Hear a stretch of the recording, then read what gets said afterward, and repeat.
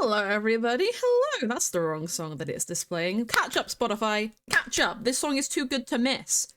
Stuck in the limbo. Here we go. Me and my sins go ta-ta-ta-oh. Playing a vicious pawn. Whoa. Hey, guys. Hello, hello, hello.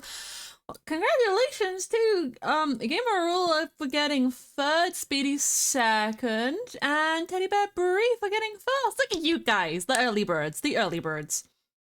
Me double checking that my mic is actually picking me the fuck up. Yeah, it is. Yay! We're doing so good today. I kept my promise. I said I was gonna stream this week, and I have. I also logged onto Twitter for the first time in I don't know how long. People had DM'd me on there and I hadn't realized. It been a bit. But, you know, had to do those tweets. Didn't do them for my last stream, but had to do my tweets. Hey, Squig, how you doing? Hope you're doing well.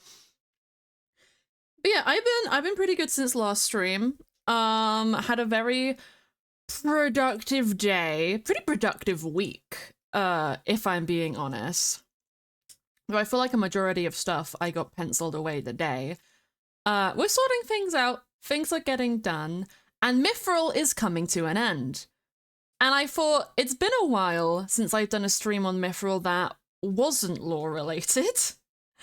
So I thought, I've been meaning to make the monument for Arc 2 since Arc 2 fucking happened, and I've never done it. So I thought we'd come on and do that today and just kind of hang out and chill out, and talk about stuff. It can be Mythrill related. It can be other stuff related. I've been doing things. I got a haircut yesterday.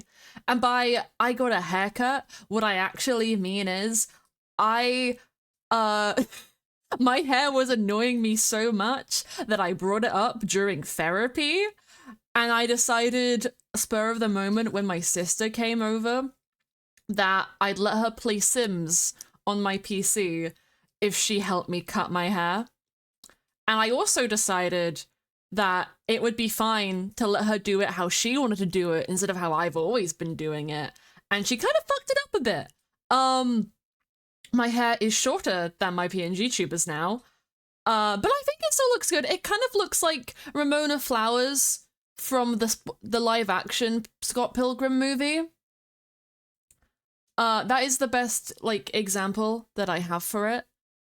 Little bit uneven, little bit messy, but you know what? I actually I vibe with it quite a bit after it's been freshly washed. So that's kind of been my last couple of days. Yeah, we're just rounding out the time to be like, oh, I'll wait for 10 minutes and then we'll actually get into doing what we're doing today, because I actually don't have a plan. Which is great. I just really wanted to stream this week because I don't know if I'm gonna have time on the weekend to do it, because I'm doing something on Sunday which I don't think is like stream related. And tomorrow is Arcane Day, so we're gonna talk about that in a minute, because I have been in the trenches. Or I can talk about it like now, and then we'll elaborate on it as we go into the game. But I'd never watched Arcane until last weekend, last Sunday, and Mars Marzaki had me sit down and showed me the entirety of season 1, and then we watched all of season 2 up until like the 6th episode, which I'm crying about still. I've never been a League fan. I actually have a League account with my username that I have never played. I think it has my username. I'm actually not sure. It might have a different username. It might have my old username, which nobody cares about because I never did anything with it, but that's a thing.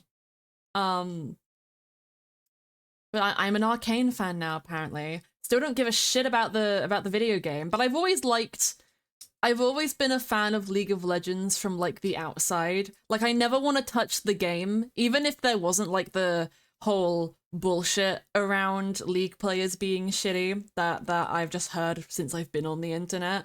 I wouldn't want to play it because it's not my type of game. With that being said, the League of Legends music is fire. I'm a really big fan of Against the Current, and they sing Rise, which is a League of Legends song. And like, I'm so excited because I heard like the melody for it in Arcane when like the bugs were fighting, and I was like, oh yeah, I know that song. And you can tell I've hyperfixated on music when I can actually pick out a song from anything, really. That's kind of the vibe. That's kind of the vibe at the end of the day. But let's go into the game. Here we are. This is the spot that I want to build on. And I did have the thought it would be cute since this is supposed to kind of resemble the tower, the moon phase tower. It would be cute. Oh, hi Evan. Hello, lovely to see you. I thought since we're doing the tower, it could be cute to have it kind of like level ground with that because it's going to be taller than it anyway, but I don't actually have the space. So I think what I'm going to do I guess we put it here, and then when Arc 3 is done, I'll put something here.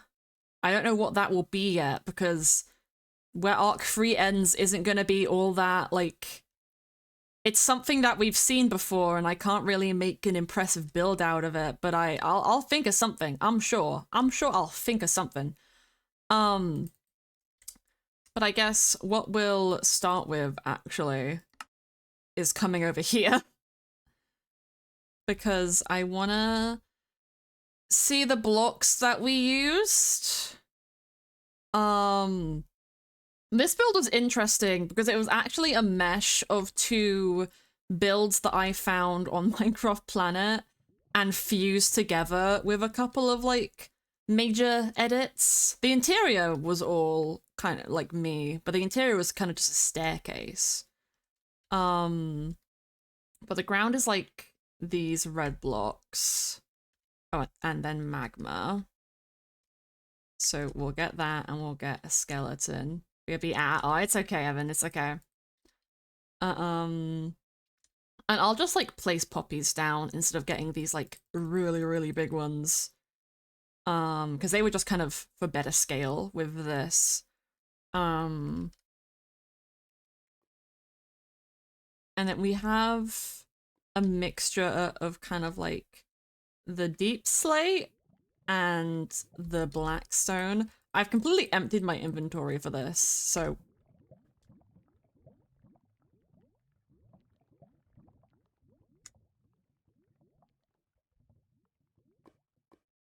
How?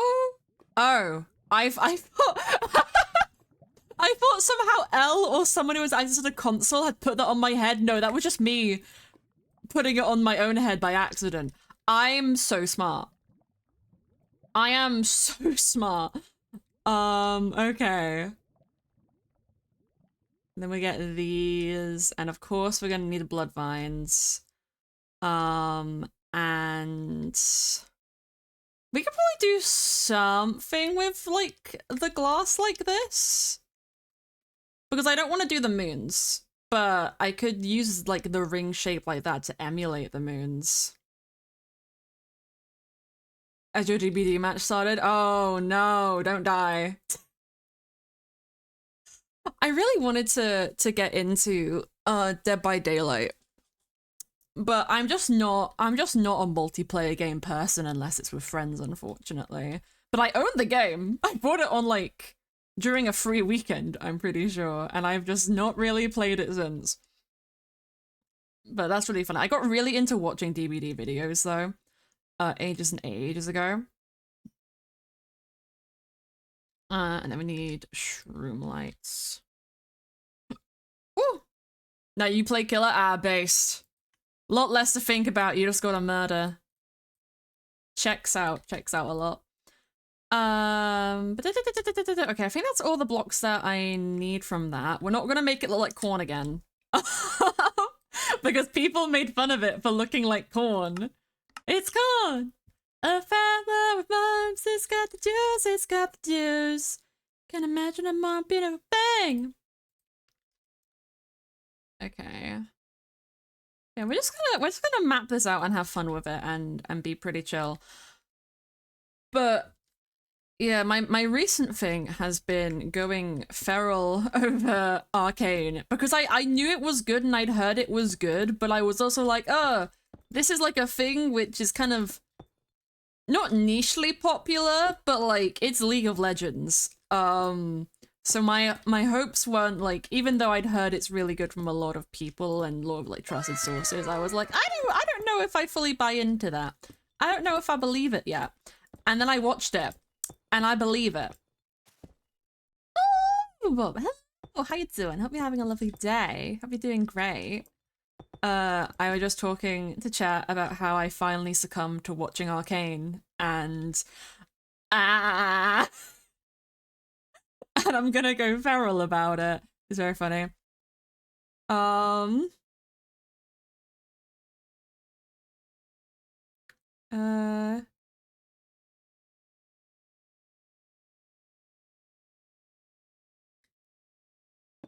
oh, really? I I don't I don't remember what SMP you run. I will be honest, I have a very bad memory.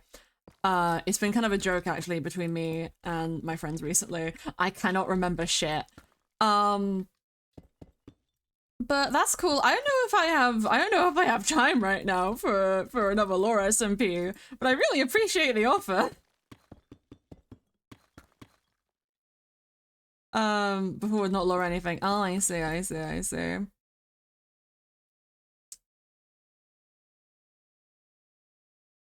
Here we go. Okay. Yeah, I have been like completely and utterly swamped with trying to put this server in the ground, and suddenly I've got a bunch of other commitments that have just sprung up on me. So like life is so hectic, especially coming up onto Christmas. Like, does anyone else ever find it that as soon as Christmas hits, just everything goes to shit? Like, I don't know. Tis the season. Tis the season for depression. La la la la la. Okay, that's a bit dark, Jay. It's true though. Like, it's true. I'm correct in my statement. I am very correct in my statement. But you know, it's just a thing. I also the playlist I have on right now, it's just like one of those shuffle ones based on what I usually listen to, and it's been a lot of emo shit recently. So I hope y'all enjoy it. I don't know what's gonna come on, but you know, we'll pray that Spotify doesn't screw me over, and also pray that my Spotify Wrapped is cool this year, which I guess is on me, but you know. Hello, Coda. Hello, hello, hello. For kind of everyone's time. I don't want to advertise in chat. Okay, I know many fan theories. How much do you want to cry? I don't want to give too many spoilers for chat because I don't know how many people have seen it or not. Oh no, Coda, you're gonna get banned. Oh no, no, oh no, get banned. This is what we do when you're gonna shill. Oh no. I don't buy views. I get them all authentically from being a dumbass. Yippee! Yippee! Me and I go a little silly there. Hold my beer when I said I don't want to go advertise her. I guess so. I guess they did. Oh. Kind of funny though, not gonna lie. Okay. The main weird that I know, right? The main theory. Okay, this is a thing of me not being an Arcane fan when the first season came out. Like I didn't have that 3-year wait for a new season. I am not the same as you. I have a lot more sanity because I haven't had to wait for 3 years, which makes sense. It's such like a high production thing. It's so pretty. I adore the animation style and everything about it. Like that's my shit. That's my shit. But I don't know anything about League of Legends lore really, and I don't really know what people's popular theories were going into it. But apparently a lot of people called what they were doing with Warwick, which I was like, oh, I didn't see that coming from a mile away. But I also saw a couple of things coming, like Mel's brother. I called that shit instantly. I also called not everyone who was gonna die at the end of season 1, but I called the important person. Which I think should be self-explanatory who the important people, technically there's 2 of them, but, you know, important for who is the question. 2 as a league or something. Played Warwick, so I was like, oh. Yeah, I was like, is there something in his, like, league backstory which people took to figure out, like, what they were doing with him in season 2? Or did they just go, whoa? People connected the dots from the lore, yeah, that's what I was gonna think. Like Singed being present makes a lot predictable. I see. I know I've seen theories about Singed's daughter because of his last name and his last name matching up with a character in League of Legends. So people have like theories about what's going to happen with her. I will actually be interested if that plot line is going to happen during Arcane or not. Because the kind of thing that I've been hearing go around is that this is the last season of Arcane, but the universe that League is set within is so big that they're going to come back someplace else, and just like explore new characters and new stories. So she could, like, they could do a cool thing where they connect everything by bringing her into it. Of the old mustache mommy. No, I thought that said mustache and they said muscle. Okay, sorry. You mean, the Madurda, I forget her name as well. Why did I read that as mustache? Is my dyslexia coming for my ass? Not mustache. Why do I feel like someone's called Mumbo Jumbo that? Why do I feel like someone's called Mumbo Jumbo that before? Ambessa, that's it. That's it. She's cool because she's, she was introduced in Arcane and then became a League character from what I have heard and seen, which I think is very, very cool. That's very fun. The little backwards note on that. I think that's cool. Let me... I don't know what I'm doing with this build, so we're gonna just trust the process. Say she is not mum. We had the same for... They said J-Stream? I know, guys! It's me! I'm here! I'm alive! Can you believe it? Can you believe it? Are you happy about it? I hope you're happy about it. Otherwise, why the fuck would you be here? Thank you for the hydrate, April. Thank you, thank you, thank you. Hi, April! I still need to read the new Mythrill fanfic bit that you uploaded, because I haven't yet. Quick asking what the fuck is a muscle mommy? I don't know and I'm afraid to know. Apparently Ambessa Madurda from Arcane. Wait, what was Game Rule saying? There is some lore bit in the deep corners of Tartarus or some in League that mentions an unnamed woman. She might be that unnamed woman. Okay. You know who I want to see more of? Who we're not going to see more of, but I want to see more of? I want to see more of Lest. I love her. Icon. Icon. Absolute icon, and I want more. The character design is just so pretty, and this is... Nope. This is a thing that I want to ask chat. For people who have seen Arcane, Season 1 and Season 2 up to where it is right now. Me and Mars agreed on this point, so I want to see if anyone else agreed on it. Season 1, I did not have a favorite character. Like, I would probably, if I had to pick somebody, I would probably say Jinx just because of the energy, but no one really jumped out to me. It wasn't until season 2 that I was like, I love them, I care so much. And I don't know why, because like season 1 isn't any worse written than season 2. I just feel like maybe like there's been more time for me to get to see the characters, and they've had like more going on, because I wouldn't even say that the pacing is like rushed or anything. I'd say things happen fast, but not fast enough that like it feels rushed.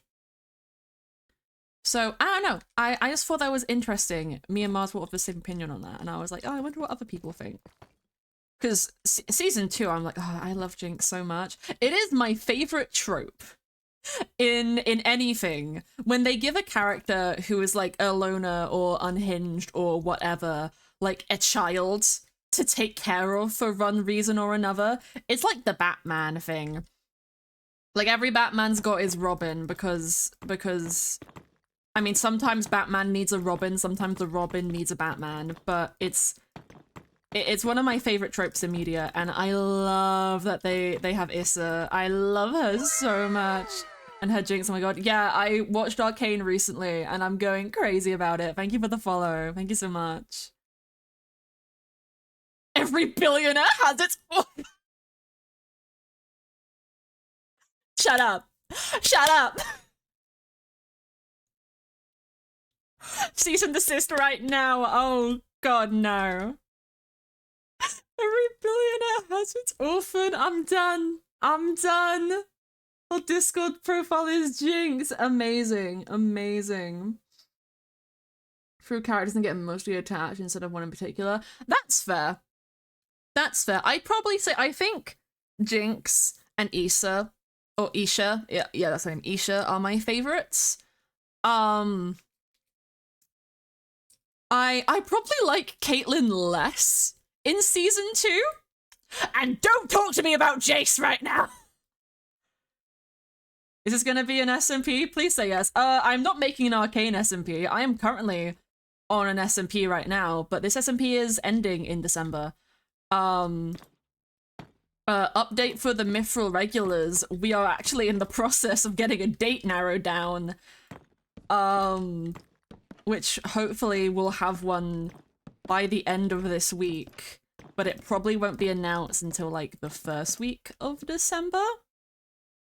The Arcane SMP process.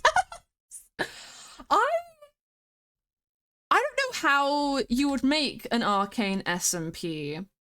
Or at least, okay, my thing is, with like lore SMPs especially, you're never gonna really be able to capture the same essence as like a TV show, or an anime, unless you treat it like one. Like, unless you do like a full Minecraft Diaries, and everything is meticulously planned and choreographed, and there are no surprises. But that's not always fun, especially from like a stream perspective. Sometimes having a little bit of spontaneity can go a long, long way into making something more interesting. So there isn't like a full clear overlap on those. This is something I think about a lot, is like storytelling using Minecraft, because I want to write a book one day, but right now I'm doing a Minecraft SMP. So equivalent exchange question mark? I don't know.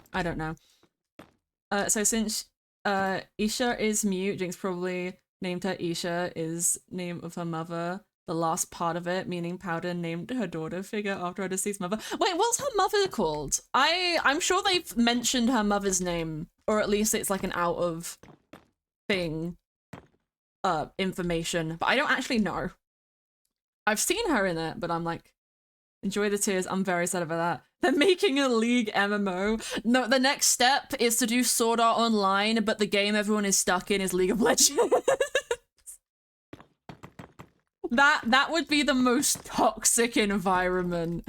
Now, especially if you can die in the game and die in real life. Like, imagine if League was the game. There would be so many casualties. It would be a bloodbath. Oh no. Felicia. Oh, okay. And her name is Isha. Ah! I love my little guy. I love her. Hi, Ash. Hi, we're talking about Arcane because I have brain rot and I'm doing great. I'm doing great, guys. I'm doing great. Gonna do this a little bit different. It's like you just like me. If Riot made a game promoting their music. The music is so good though. Like I was surprised. I know they've got how do you pronounce it? I think it's Paris, but like they spell it with a V. I saw them at a festival once. I got into their music because they were on like the list of a festival that I was going to, and I started listening to them because of that. And I was like, yo, they're kind of good actually. But I love the Arcane music. I've always liked League of Legends music because it is just good. And anything that gets against the current to do a song is amazing to me. You know, I don't actually think I need those on the top bit because I got them to kind of separate the darker color from the gray below, and I think that looks better. And I think with those being higher, this will be nicer. Phenomenal. Really hard. Hell yeah. I keep getting Paint the Town Blue on like coming up on Spotify. Not Spotify. TikTok. How did I mistake Spotify and TikTok? I'm just a bit silly with it sometimes. You know, we'll go one more up. There we go. Like myself, I don't like me. TikTokify, exactly. Good luck since your grandma's birthday. Oh, well, have a fun luck, Ash. I hope your grandma's having a lovely birthday. I hope it's going well. Don't like me or myself. I might put League music on in a minute just to accelerate the brain rot more because we're having a great time right now. I was gonna say something. Oh yeah, Paint the Town Blue. I think the sequence where they have that song in the show, if I remember correctly, please remind me correct me if I'm not. I'm pretty sure the sequence where they first play that song is when they're showing the Undercity and all the riots that are happening and how people are like, they're dyeing their hair blue because they're seeing Jinx as kind of like this revolutionary figure who's standing up against the oppression of, I don't know what you call the rich bitches. I don't think they've ever been called the upper city, but I guess that was technically what they would be. Play the game Painted Town Red, listening to Painted Town Blue. Yeah, it's good. But that's what I love about it. Is one, they should all had blue hair because Jinx was a hero, then Jinx went and saved them. Yeah. Yeah, it's Piltover, that's what it's called, which I think is a weird city name, but like it works. It's fine. I just think it's a little strange sounding, but that's just my personal opinion. Become purple if I do that. Maybe. But my thing was, so obviously the usual saying is paint the town red.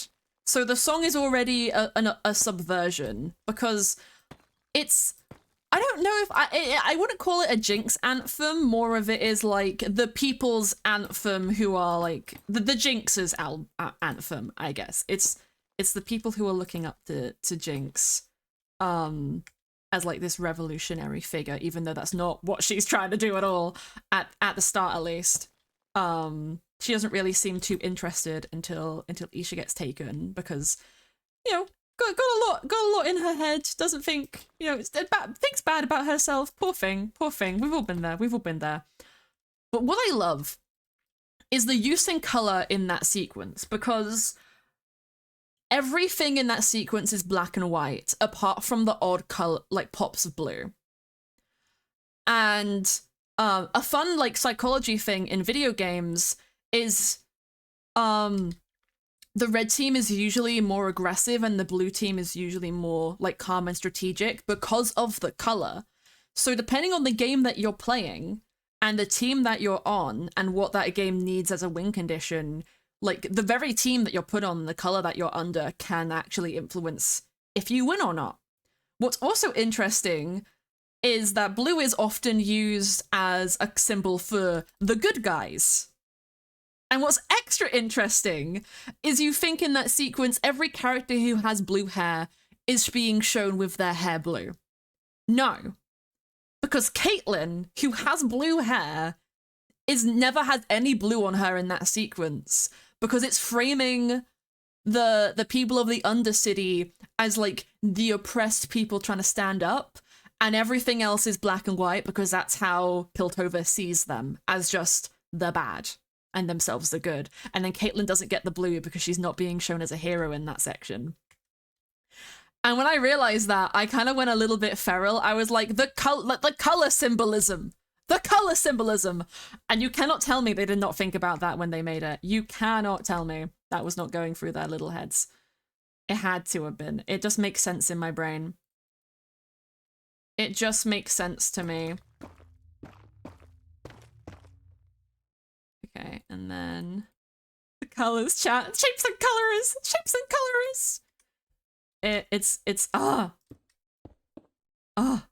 I'm an artist. I like color theory. I'm going insane over this silly little video game show. My silly little video game show. I do have to say though, it has not taken the beloved space of Lego Monkey Kid. Nothing is gonna outshine that show in my mind, because Lego Monkey Kid means so much to me. But it is like, it's by far the most well-written piece of media that I have ever witnessed in my life. And it came from League of Legends. And I'm never gonna get over that. I don't think I'm ever gonna get over that. But yeah, there's me ranting about League for a bit. I'm trying not to give a lot of spoilers about it because I'm very conscious that like a lot of people might be like me and might not have seen it, or it might be on people's like watch lists. Like I'm the kind of person who likes watching things when they're fully complete, or I'll be asked to watch something with people. So I'm really excited for tomorrow to get to see the final arc of Arcane. I am just gonna say, in the least spoiler way that I can, if anything happens to Isha, I'm going to... If anything happens to Isha, I'm gonna show Riot Games what a real Riot looks like. I will show them what a real Riot looks like if anything happens to Isha. I swear to God. And yes, I'm caught up on all of Arc 2. I don't trust it. I've heard the theories about what might happen with like Echo, because of Echo's like mechanics in the game, I think is where the theories come from. Again, I am not a League player, and I probably will never be a League player. I just don't have it in me. But I am holding on to that theory like it is my last straw, you know? If that theory is not true, I'm gonna disappear. I'm gonna absolutely perish. I cannot.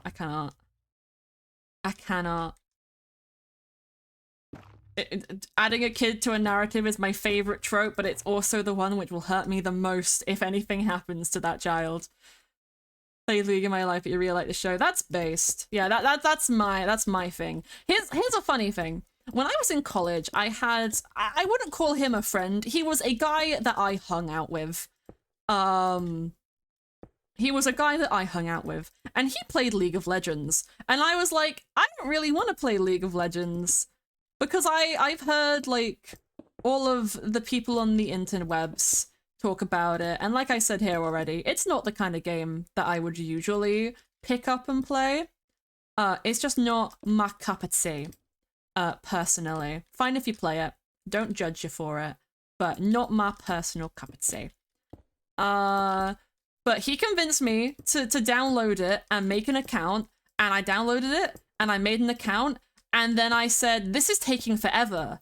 and I stopped running the game and I instantly uninstalled it because I was too impatient. I was like, I don't want to play this to begin with. If I have to wait to try it, I'm just not gonna do it. And then I didn't do it. I said I wasn't gonna do the corn thing, and I'm afraid that I might have done the corn thing. What are you guys thinking of this so far? I didn't go with the tower like I thought I was. I kind of went more like that, but in Allura style. And then we'll have like the book in the middle like we have down there, and we'll put poppies all around it. So Melee, holy, I'm glad you like it, Avery. I'm glad you like it. Hello, hello.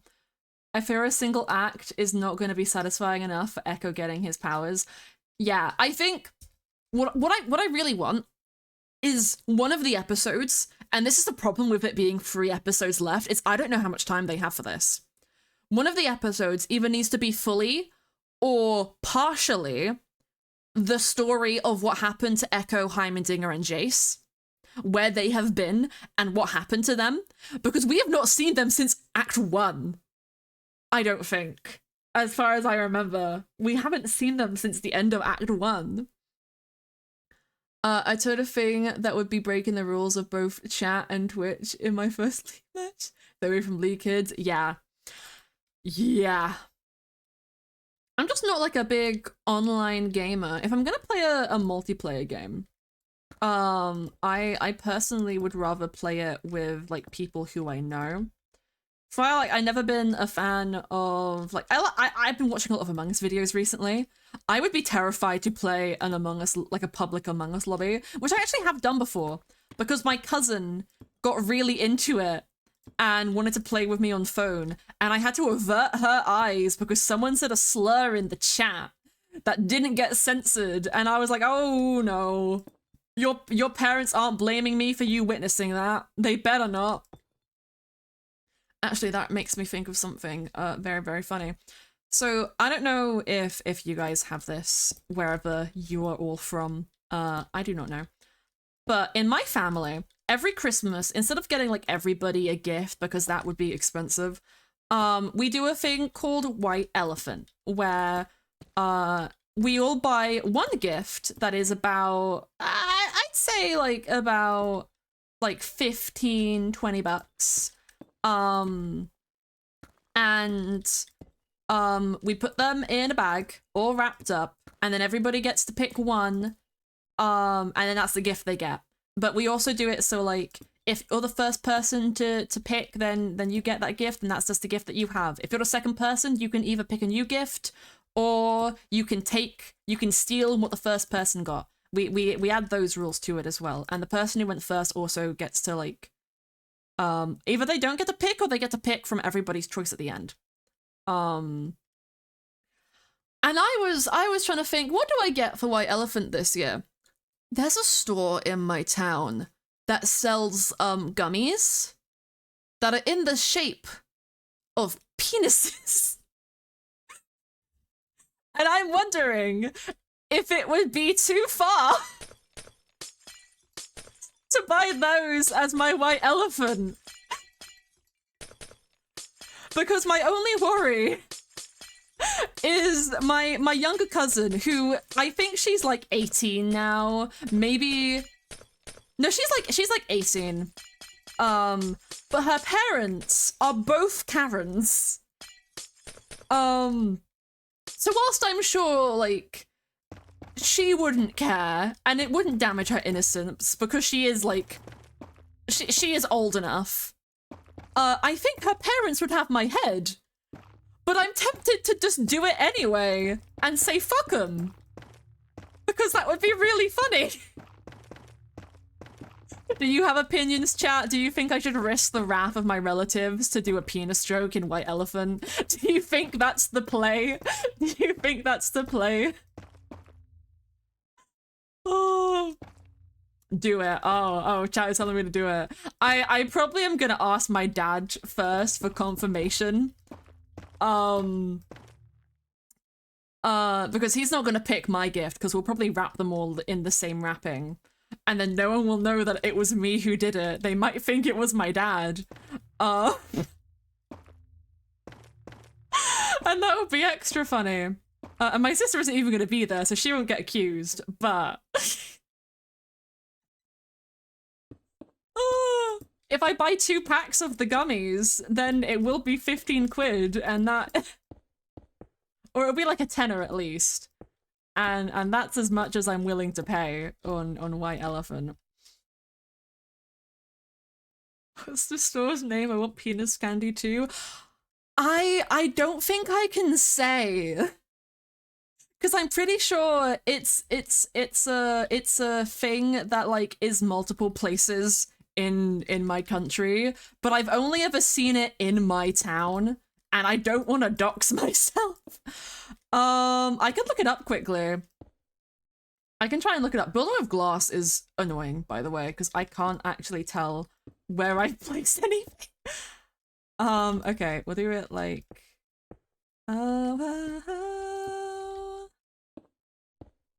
Give me a second and I'll look up the store's name and I'll see if I can figure it out.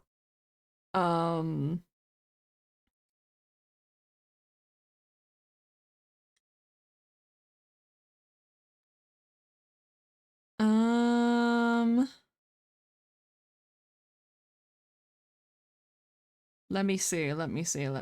There's one there, there's one there, there's one... Oh, there's a lot of them. Okay, yeah, this is a chain thing. Okay, so they aren't just in my town. That's wonderful.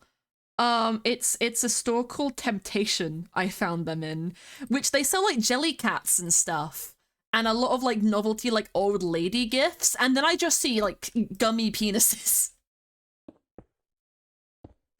And I freaked out. I was with my friend and I just started cackling in the middle of this store because I'm very mature. You can tell I'm turning 22 next year. I'm very mature for my age. I start cackling when I go into a store because jelly penises are funny. Parents take me to scam, show them you all. Long hair and tattoos are what attract you, baby, then you're in luck. It's just a phase, you're not in love with me. Baby, that's alright with me. Store in my town that sells crystals. That's amazing. Oh my god. It's just funny, you know? It might be lowbrow humor, but that doesn't stop it from being funny. Okay, now the problem that I have here is that I don't actually know where I can put these. I guess maybe I could put them here and that would look fine.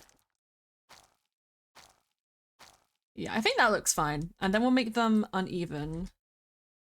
Piss off your parents, baby. Do, do, do, do, do, do.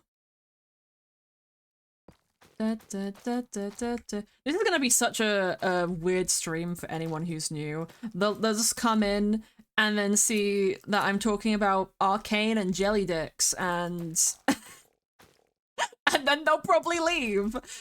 This is the energy in the studio today, apparently. Take me to scare them, show them. I promise. I was gonna say I'm more normal than this usually, but last stream we were talking about anime and the weirdest animes that we'd seen, and somehow that led to Kenj going to watch the weird soda anime that I was talking about, and I felt really bad about that because I haven't even watched that anime. I just know it exists, and I got scared. Great review though. Hey, Jelly, King Dick. Oh. Oh no. Oh no. I mean, kinda right, I guess. What else have I been doing recently? I don't know what else I've been doing recently. I've been working, I've been busy. I've been busy doing my RP thing. Never run an RP server, gamers. If that's one thing I can tell you, or if you're gonna do it with more people than just yourself, because oh god. I have a deadline, and gamer, do you need the 5e guide to sex per chat? I don't even want to know what that is. Someone made a sex guide for Dungeons and Dragons? What the fuck? I know you mean Dungeons and Dragons, but I'm still concerned. Actually, I shouldn't be concerned. It's Dungeons and Dragons. People try to fuck the dragons all the time. No, this is so funny because when I'm on stream or when I'm with people who I've known for like a while, this is the energy that I bring to the studio. I'm a lot crazier on stream because on stream it's like I've got to talk, I've got to speak. But when I don't know people very well, I'm very quiet, I'm very polite, I don't speak a lot. I'm just a little sweetie pie because I'm terrified. I'm terrified of everything. And then I come on here and stream makes me lose my mind. The Bard cookbook. I'm scared. Dungeons and Dragons is fun, but I'm scared. Very lovely energy. What do you mean? This type of fun energy. Oh, I just wasn't expecting this today. I wasn't expecting this energy in the studio. Or maybe that's just me having not streamed in a while, and that's throwing me off. And I need to drink some water because having not streamed in a while, my throat is hurting. Ah.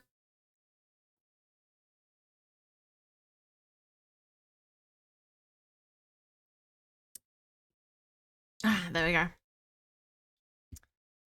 Okay, this is looking good. I'm quite happy with this, actually. I think the finishing touch, other than the poppies, to be honest, anyone who's a regular is probably going to be expecting this energy, so, you know, it's fine. It's fine. Let's go over here. Because I want to do this little white ring. Okay. So... I also need to... not again.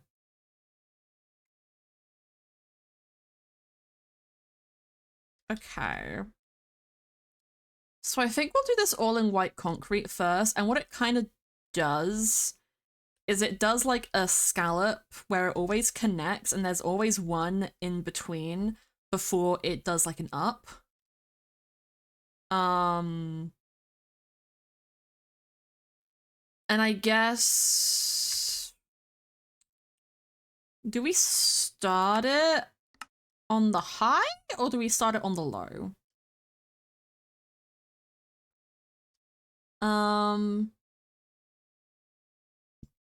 I guess we start it on the low. So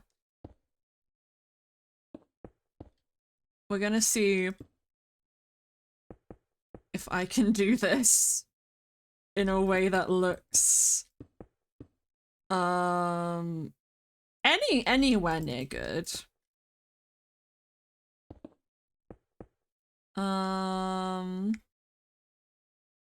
Okay. And then we actually need to move this down lower. Yeah, we're gonna have to need to move this down lower.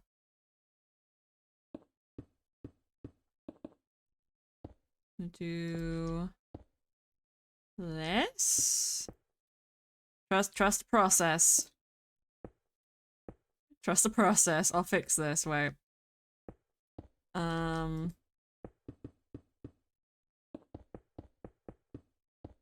First want different things. I want space, you want a diamond ring. We were meant to be.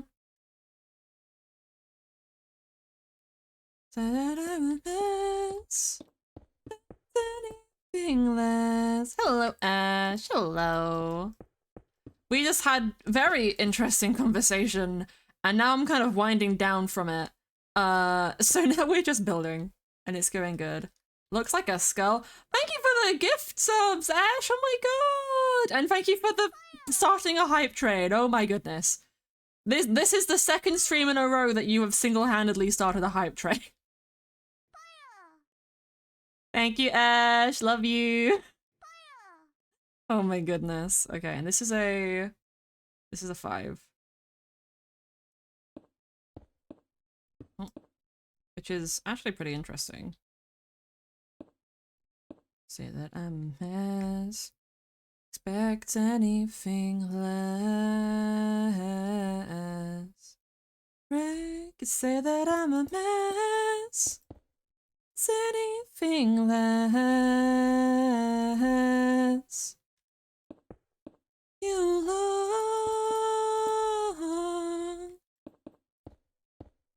couldn't last.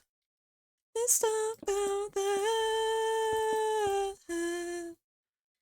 And then we connect it.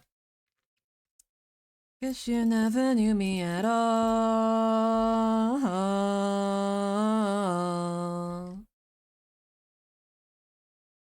Okay, I think that looks good. It looks pretty even. And then we just go about replacing things. I'm actually going to see again if there's any method to how it's replaced or if it is completely random.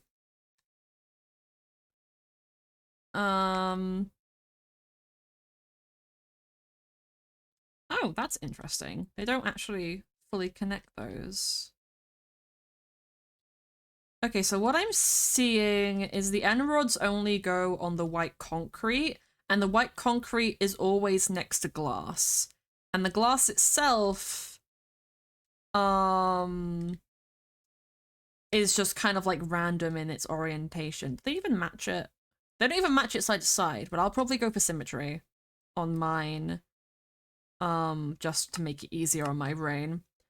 Watched the VOD of your last stream. It was kind of funny seeing your reaction to me not being in chat. Yeah. It was just like, every time like I do anything, the first person there is always you, Ash. So when you're not the first person, it's a little bit scary. It's like, what happened to Ash? Is Ash okay? Where's Ash, guys? It's like a national emergency when Ash isn't in chat. It becomes a national emergency. I immediately said that I was gonna make this even, and now I'm immediately going back on my word because I don't actually know if there's a way to make this look good and make it even, or like, you know, symmetrical. So we are just gonna once again trust the process. And we can actually do that because I'm pretty sure that's something that I've seen. And then we can do this. Ooh, actually...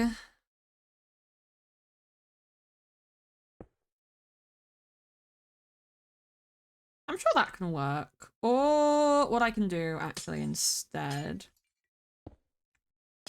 is do this. And then I will swap these. Because I think that looks a little better. And then we'll get rid of you. And then we'll come over to this side. I'll do something pretty similar, but the thing here will go down. We'll do that. And then you can go up. All right.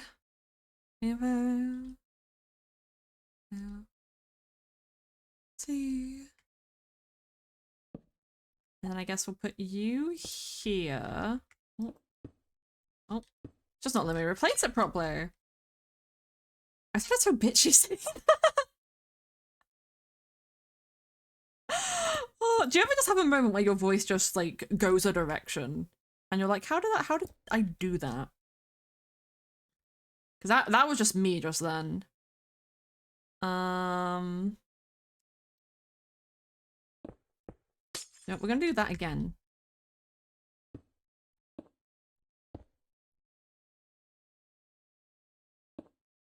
No. I think that's cool. Thank you for the level 2 hype train, guys. You're so lovely. You're so lovely. Thank you, Ash. And then we'll put... Ooh, do I want that to go up? There's been a lot of ups.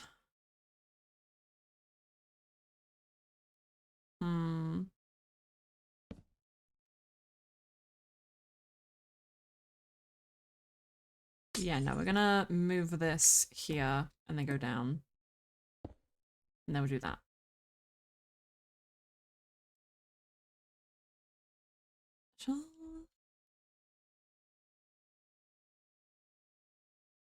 Then,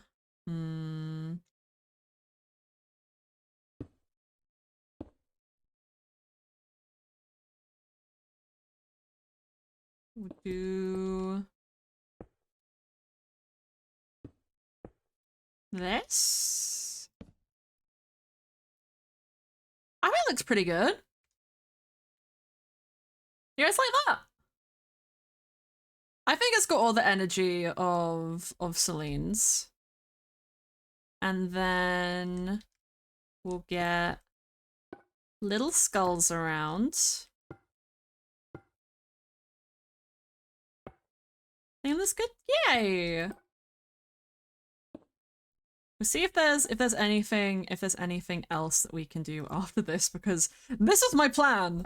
And I don't have anything else planned.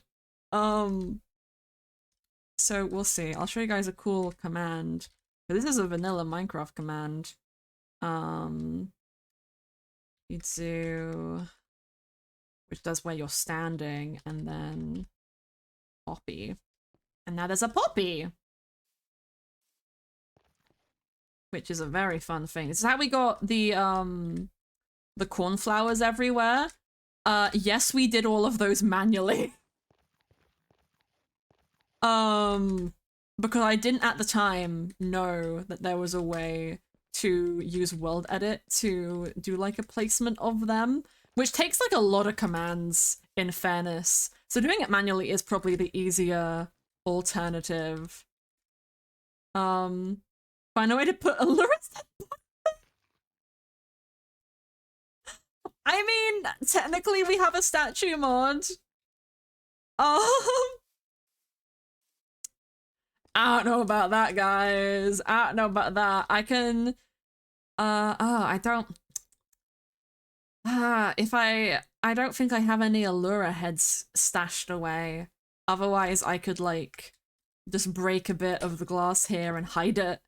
But I think that's fine. There's no hint to come. What's really funny is that this is, like, supposed to mimic the Mythrill Temple, but this is for Arc 1, and Arc 1 was Karma's arc. But it's got the cornflowers because, you know, that was the whole mystery aspect of it. So it doesn't fit her being the central thing of the arc. But I guess that's fine because she was more of like a behind-the-scenes figure. This is so very Allura coded though, but that's just because it's her base. What do you guys think the final monument should be after Arc 3 is over? Because I've got to put one more thing in the middle. I've got to put one more thing to round out all of the stuff. I'm gonna put the, because this is the Arc 1 recap like script is what's in this book, and I'm gonna put the Arc 2 recap script in that book, and I'm gonna do an Arc 3 recap as well. That's gonna be the last thing that I ever do for Mythrill. Is recap Arc 3, which is gonna be a nightmare to do. That's gonna be a New Year endeavor, definitely. But I don't know. I don't know what the final thing could be. I'm rather stumped about it. I could just do like a massive cornflower. A mini stage from the party or a mini floating island from the sanctuary. Maybe. I like the floating island idea, but if I did a floating island, I'd want to put something like one of these structures on it. And the thing is, both of these are like the end location for each arc. But Arc 3 isn't having, like, a super cool custom end location. I mean, I guess there's one place. But I don't know if I could very interestingly build that in a way that wouldn't just match this. Is the problem. But I do like the floating island idea. I do think that would be very, very cool. I'm quite happy with this. This only took me just over an hour. Or maybe it was just an hour exactly, maybe. I don't know, I stopped paying attention. Why is there a pickle out here? It's probably like leftover from when we were like terraining this area. So I'll just clean this up. A little bit rough. Microgeneration can be a little bit rough. rough and then it barks like a dog. That's a stupid joke. There we go. Why do I always do this when I have like a hot chocolate? And by why do I always do this, I mean why do I always forget that it exists and then it goes cold? It's okay. Thank you for the hydrate, Ash. I'm gonna have some of my water now, actually.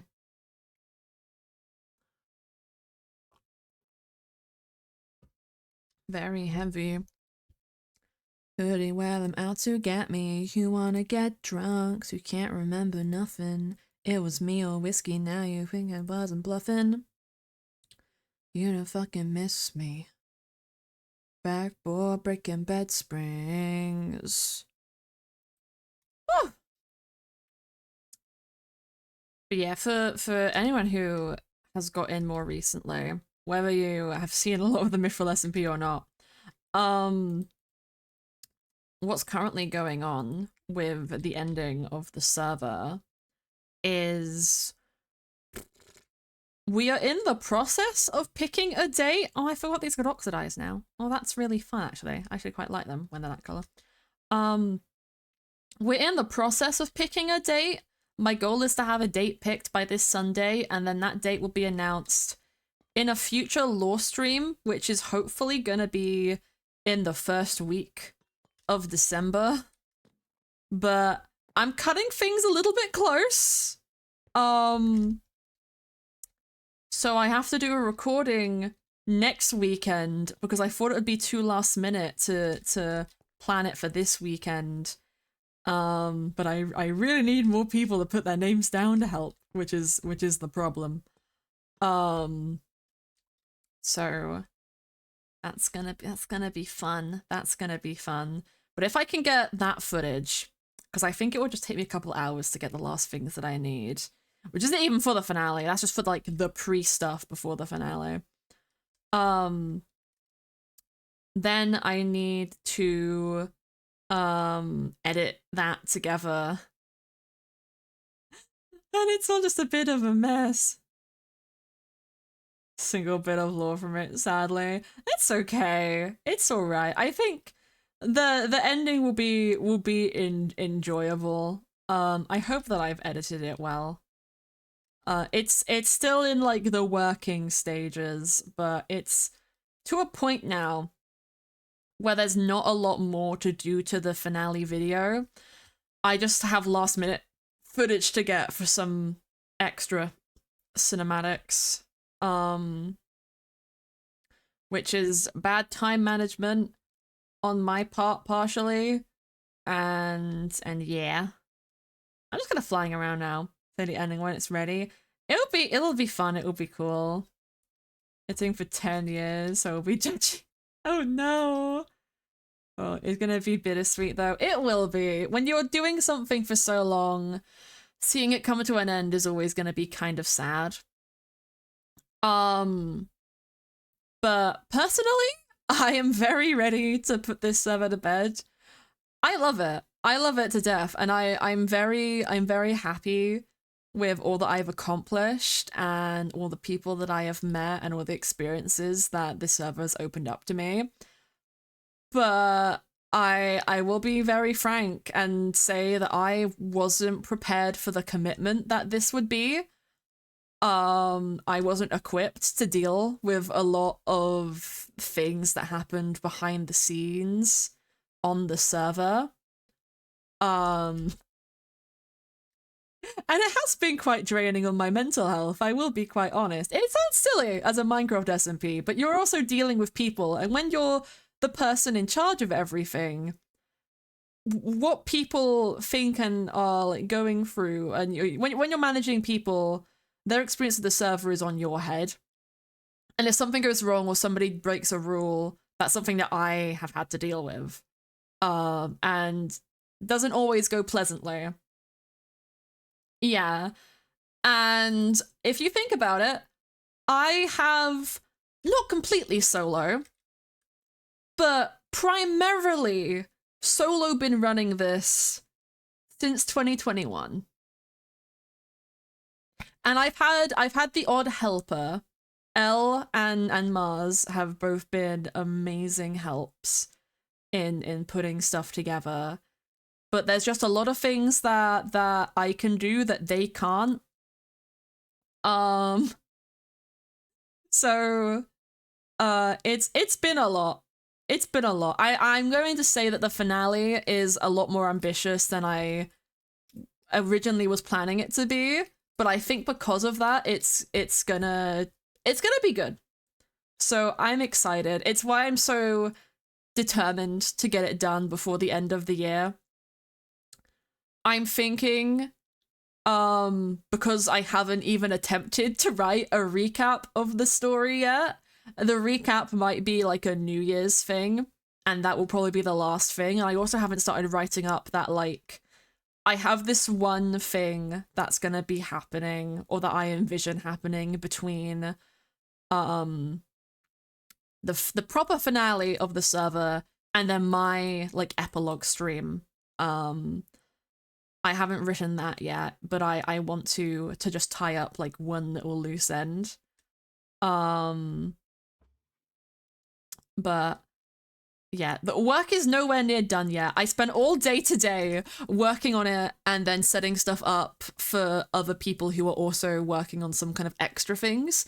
And then tomorrow I have a lot of writing to do, guys. I have books to write, because who loves a lore stream where you can find a book that has like 50 pages? Let me show you guys. Let me... For people who aren't up to date with Mythrill or who have never seen Mythrill before, this is my library. This server has world building, and I wrote several books to populate the library and help with world building that just weren't needed. Like, what do I have here? Is this one of mine? Constellations. The server has canonical custom constellations that do not exist in the real world, with their own mythology and like stories behind them and importance in different regions. That's a book that I wrote in Arc 3. We have the history of Mythrill Valley. We have, that's another Mythrill history. We have a book about magic, specifically ones that can be gifted to people. So this is going about like angels, because they're like a kind of godly given power thing, and blessed people, and ghosts are technically a given magic. And then there's reapers, which are like also a kind of subsect of ghosts, and there's sorcerers and there's so many warlocks. There's so many. There's 39 pages, and that's not even the end of it. Magical ailments. So this is like all the magical sicknesses, like lycanthropy, or vampirism, or being possessed by a ghost, or like a vessel, which is losing your soul, or Hanahaki disease is canon to the Mythrill SMP, guys. The fanfic trope is real. Love potions are in here because they're like a deadly illegal thing, which are also been pretty important to the SMP. Hi, Paige. I'm going insane. What else do I got in here? Ciphers, which was about like real ciphers, because we used to use those a lot in Arc 1. Herbs and such, which is just like a book that I didn't write this one actually. I don't think. I think that one was written by Maple. No, Maple wrote Foliculture. This is the one that Maple wrote. This is the one that I ghost wrote. Because Surin originally wrote it, and then I edited it. The Godly Age, all of the gods, because there's a mythology on this server, and it's vague, and it's 50 pages because I made 20 fucking 2 of them. I didn't write this one. This is Ancient Land. Sky wrote that one. Let me get rid of all of these. Let me see what the other ones I got. Those constellations are super cool though, very useful, one of my one-shots. Ooh, I'll have to read that. Literally the whole reason I wrote a book about constellations is because I accidentally called Mars by his username during lore with him. And then I was like, you know what? Let's make this a lore thing. Let's make Marzarchy a constellation.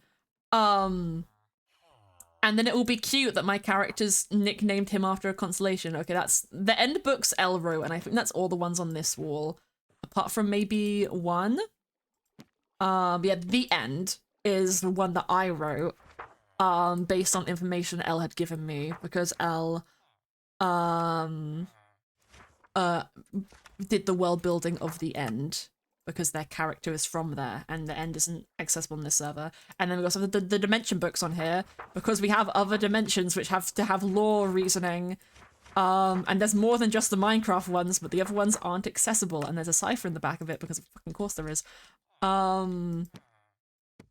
That is Sky, because that is fanfic that I wrote about the NPC I play and another member because I thought it was funny.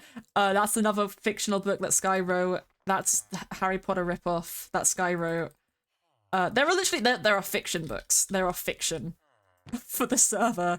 That's another one Sky wrote, and that's another one Sky wrote. Yes, Warrior Cats is technically on Mythrill SMP. And it's the only bookshop that I haven't gone to. We have one about demonology, which was like a big thing in Arc 1 because Karma. Demon Tears, they got 2 books because I went really crazy about like the hierarchy of the demon plane, even though we're never gonna bloody see it. Have hybrids, because this is when I was like outlining the different races that existed in the world so we could have fun and I could explain like everybody and stuff. So we've got like hybrids as in like you can be a half elf and half something else, or hybrids as in you can have like animal traits but be otherwise mostly human. And then they have like the book about elves, the book about the fae, and the book about humanity, because I did too much world building about humans because they have like 3 different civilizations and each of them have different like are kind of themed around different time periods. So like one of them is modern and one of them is like more like medieval Slavic, and then one of them is kind of very classic Dungeons and Dragons. Scholar Demon List. Yes, exactly. Well, that was the thing. My character was the librarian and the scholar of the server, and I went, I'm gonna well build on my SMP and spend hours doing this, and then I spent hours doing this. And it doesn't even stop there. It doesn't even stop there, because I have... Those are just like the books that you can just optionally read. Then we had the books that were actually lore important, and some of them were so long. Isn't there a Google Doc on the public Discord library books? Yes, there is. Any book that has been in the library is readable in Google Doc form or linked through the Mythrill SMP card. If you do !Mythrill, you can read it. And there probably will be more books added to it when the server ends, because some of the books that aren't on there right now is because they could have like lore spoilers in them, or they just were never like put into book form. This is my secret room though, where I keep apparently nothing. Those are just like random items. Yeah, these are all of the books that I wrote for Elle's side quest in Arc 2. Let's look at how long all of these books are, because I wrote so much. I'm just proving my insanity. Hi, Elle. This one was 12 pages. This is 6 pages. This was 19. This was 14. That one's only 5. The memoirs are shorter, and the memoir 5 was 9. Those ones weren't as bad as I thought they were gonna be, actually. That was a side quest. Then we have Fawn's Box, which was a recent, like, quest that Mars went on. Which had like added library books which didn't need to be read. And I've been a little bit messed up, it seems. Okay, but if we just put that away. So the job is just 4 pages, you know, very short, just a letter. Who cares? And then Rambles 1, 7 pages. Okay. Rambles 2, 8 pages. No, that's not bad. Where's Rambles? That's Rambles 3. I'm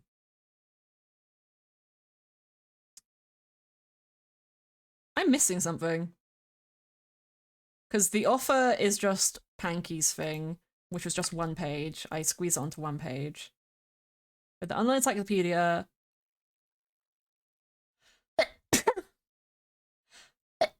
and then I sneeze. Oh, I know why. I messed up. Because these go down by this.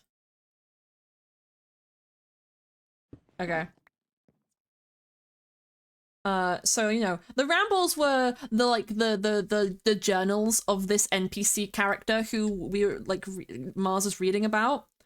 A diss track on Poland was just found. Wanna hear it? No, I don't care. So these are relatively short, you know, 7 pages, 8 pages, 9 pages, they're getting longer. 8 pages again, they got shorter. 11 pages for the last one, because of course it is. And then we have the research notes. 14? Wait, 14? 14? 16? How long was the last one? 9, okay. They don't seem like a lot, but when you're pasting them in a Minecraft book, it feels like you're going forever. No, I've spent 4 years working on a Minecraft roleplay SMP, and I've written enough content that I could, like, write a book. And I haven't written a book.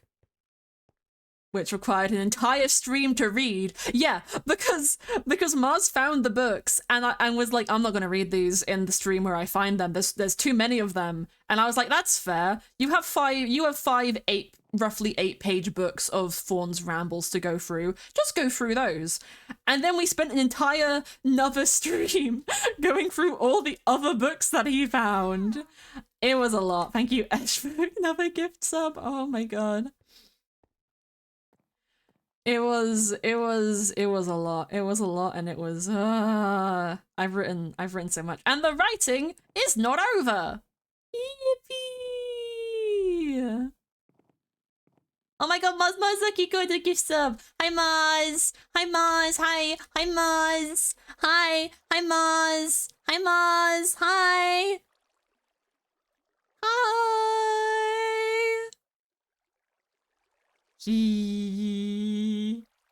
I can't believe this.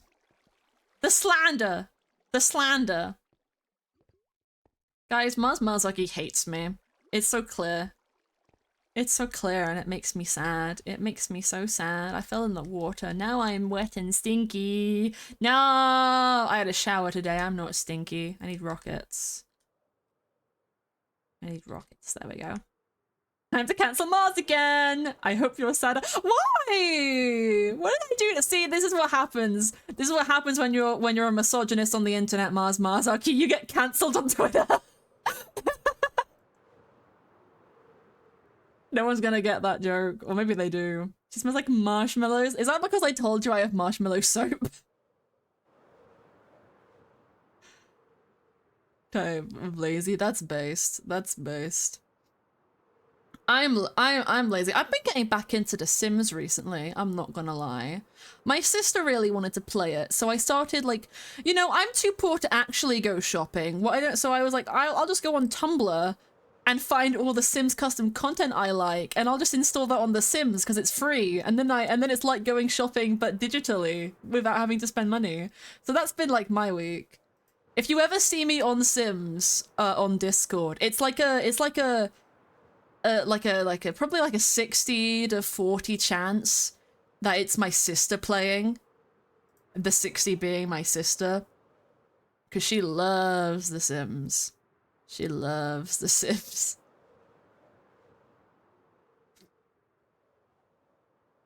And I definitely didn't make 2 characters from a cartoon that I like, and I'm playing as them in The Sims right now. That's definitely not what I did, because I definitely wasn't just brain rotting.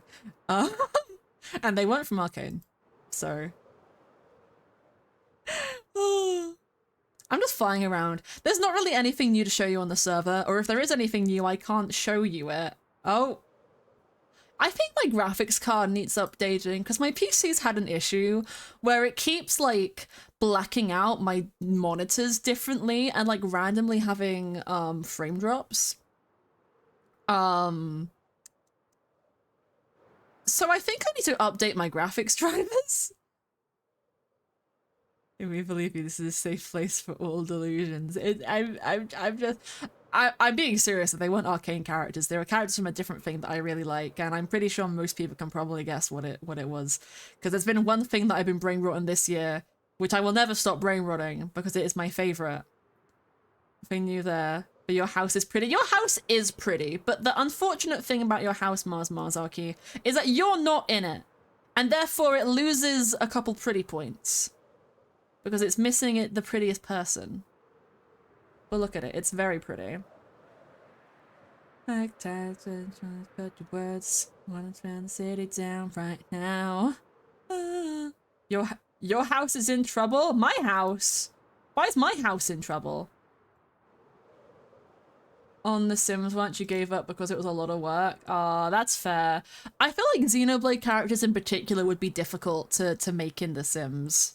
Because they have very elaborate outfits, unless you went for like a modern day AU, which I guess is possible.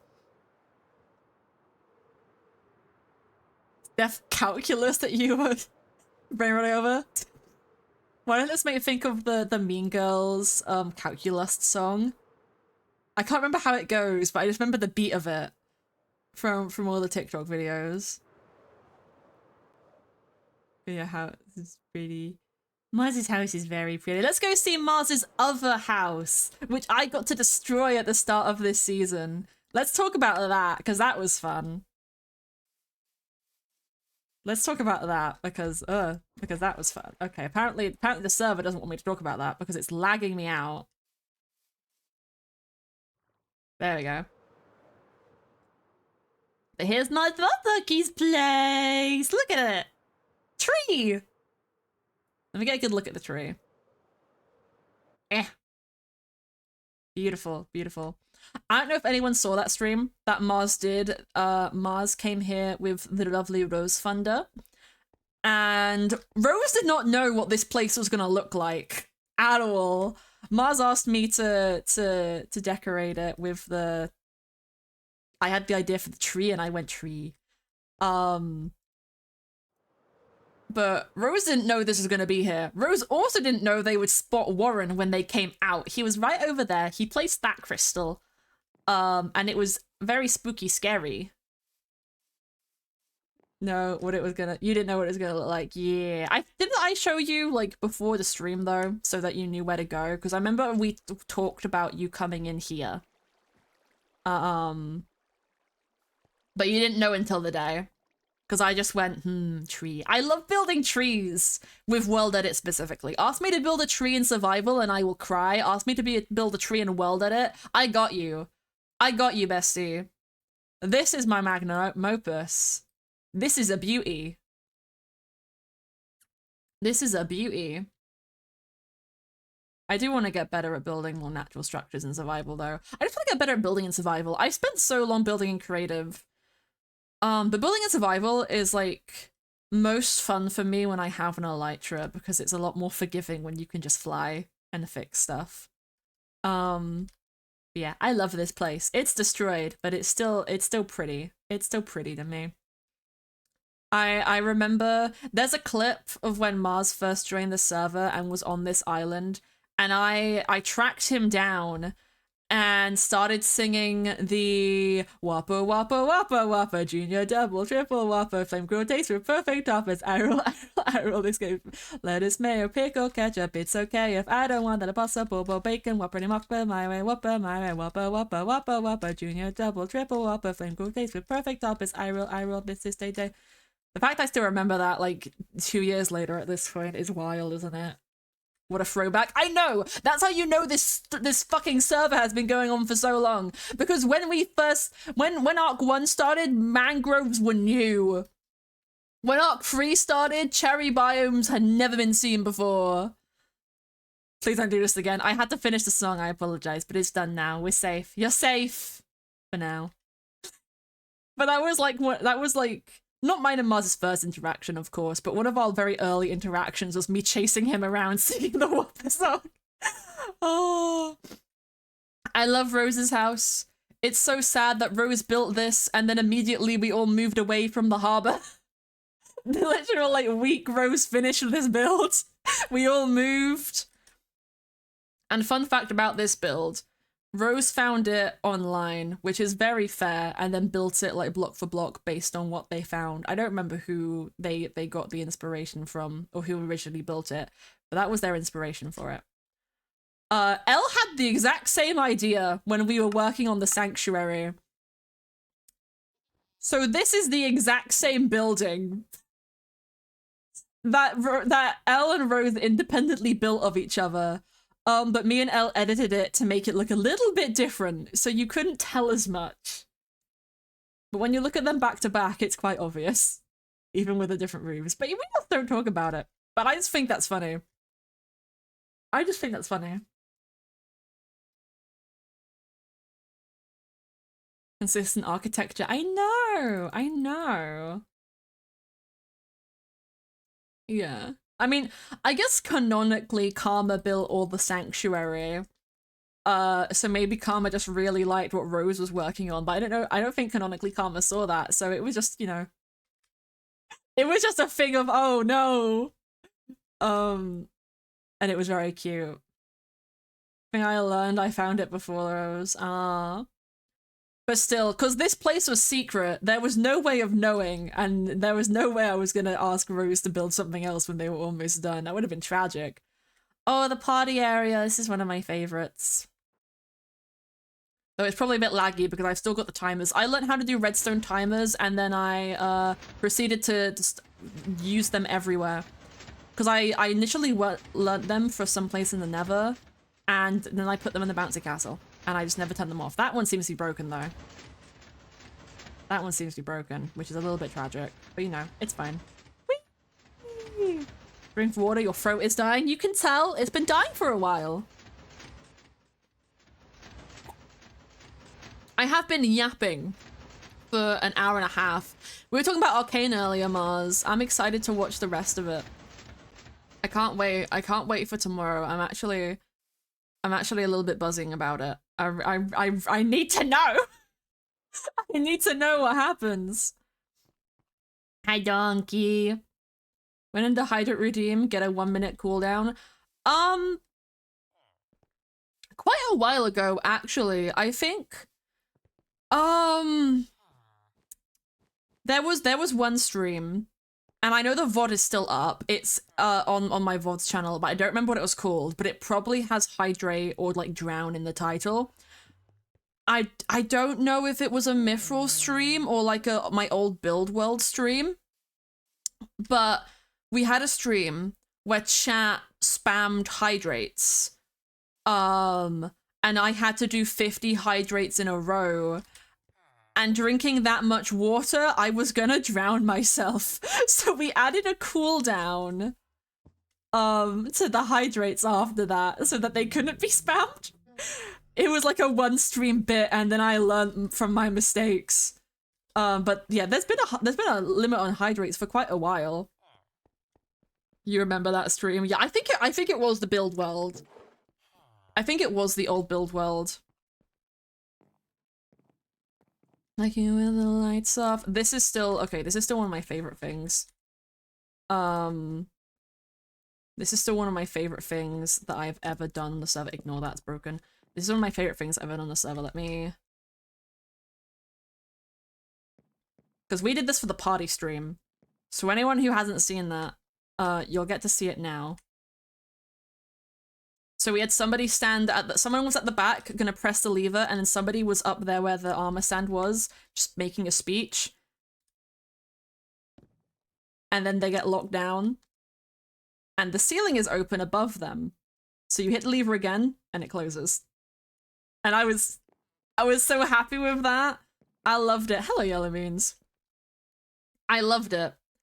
And then the way that you got out, I think it was here. Yeah, that opens it, and then the person would walk out, and then that just resets it all. And that's using like basic Minecraft commands, because you can't put world edit commands into command blocks. And it literally just is a command block. with a redstone block. So there's one command block which does the open. It opens that, and then I think is it chained? Oh no, it's not chained. Oh, it's just next to it. It's just there. Okay. Oh, go away. There's two command blocks. So this one puts air here so they fall down, and this one changes the front into iron bars with the fill command, which I found out you can also use fill and then do space replace, and then it will replace a specific block if you have to pick like a really large area, which is fun. I learned that recently. And then this command is to put the planks back. So it was literally just a very quick like back and forth with a redstone block and command blocks so that they could all be activated in time. Hi. Hi, yellow beans. It went, oh yeah, the thing went red at the party. It was originally purple, and I think purple suits it more because that was the whole aesthetic that we had built this with. It went red solely because I went, hey, Bagel, since like this event largely came from your brain, what do you want to call it? Because we'd only been talking about it and calling it the party, and that wasn't like a really big thing. And they went, let's call it the Scarlet Soiree. And I was like, sure, Scarlet Soiree. And then my dyslexic ass misspelt it on the tweets as the Secret Soiree, and I blame autocorrect for taking my misspelling and doing it wrong. I was so stressed about spelling soiree correctly that I actually spelled Scarlet wrong. But because it was a Scarlet Soiree, and the place is very purple and blue, but mostly purple, the crystals weren't there at the moment, we decided to, for dramatic sake, to change the curtain to red. And I had to get Elle to do that command. Whilst we had Bagel do all the redstone that was over here. And the thing here is the exact same mechanism. I don't know where. Yeah, it's over here. Yeah, it's here. So that one does the amethyst block, and this one does the air to fix it. Yeah, command blocks are fun, guys. There's been a couple of streams on the server where I've had to make little control rooms. I wonder if some of them still exist, actually. Because I don't think I got rid of all of them. The most recent one, if you saw Jam's last stream on the server, I had my Karma account hidden in this wall. And this is how we did all the magic that was happening. So let me see. That's how we got the fire. And then that got rid of the fire. And then the falling sand was, there is a string there, and then it also places on top of slabs so it will disappear. And it's suspicious sand, which is why it makes a glass shattering sound. And then we had like the lightning button. Ooh, a lightning button. Which was very fun when I figured out you could do a summon command of lightning at specific coordinates. Can't do it at specific people, but you can do it at specific coordinates, which is fun. And then the zombie just summons a zombie. Nice reference, nerd. I know! I'm so glad you picked up on it. It was for you.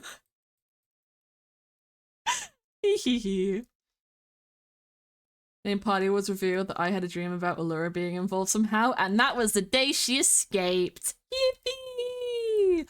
I'm pretty sure Bagel recorded the thing of like them letting Allura out maybe like 2 days before, because I remember doing the voice lines quite last minute, which was fun. Where else did I have a control room? That was the most recent control room. The next control room I can't show anyone where it is. But there was one somewhere here. I don't remember Because in Arc 1, Panky made my character a little floating island off the coast of this place. Oh, that was the fake cell that we made for the Arc 2. No, that was the Arc 1 or 2 recap video. We made a fake cell because obviously that place is all red now and we couldn't use it, so we had to make a fake one.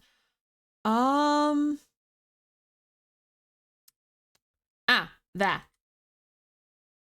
The command blocks aren't here anymore, but this was the room that the command room was in.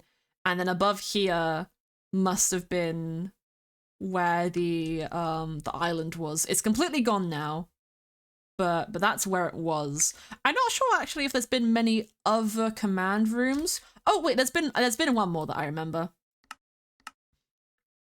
Also, if you don't know why the leaves are missing from this tree, you should definitely check out, Oh, right, there's iron here because there was there a beacon in it? I don't remember. That looks a little bit awkward though. Oh, there was a beacon in it. There was a beacon in it, which is the whole reason why that is there. I just completely forgot. The reason that the leaves are missing is because of a thing that happened in L's stream. Also, this looks really weird. What happened? I feel like something broke this tree a little bit. Oh, it's probably the pasting. Yeah. It had to be like repasted after the leaves were removed, and I think it was like not in the correct space. Yeah, it's a block too far back. Yeah. That's fine. That's fine. But end of Arc 1, we had this control room.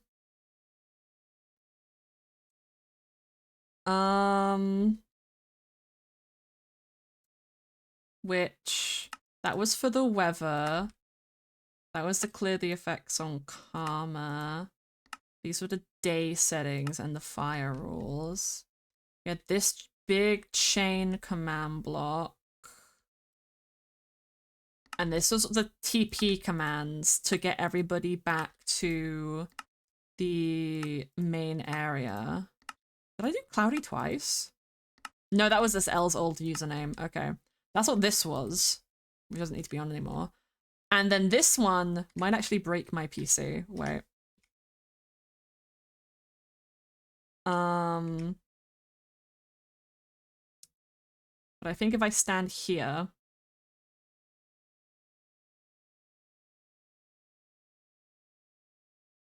Oh.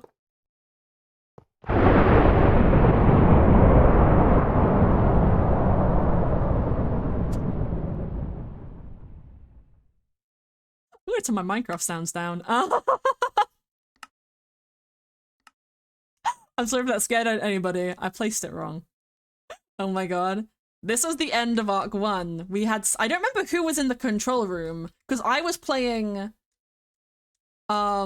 myself and Karma at the same time.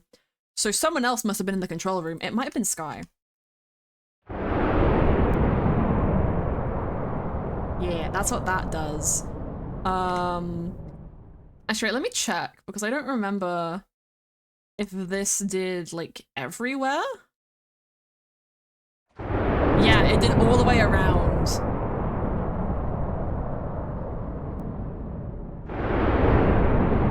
It did all the way around in kind of like a circle pattern.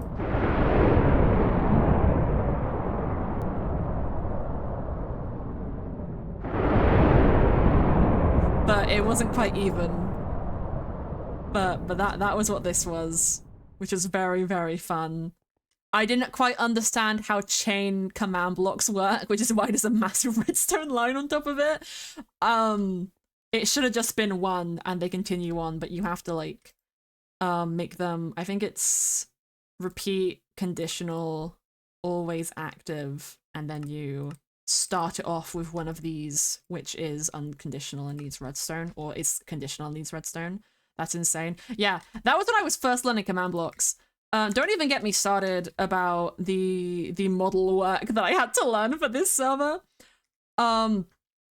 Because this entire build I did myself in like a month, single-handedly off the server so no one would find it. Most of it was done with like world edit commands to make the spheres and everything, and like copy and paste in the bridges when I was happy with them, and then I did all of like the crystals and coloring on these to make them all different on the server.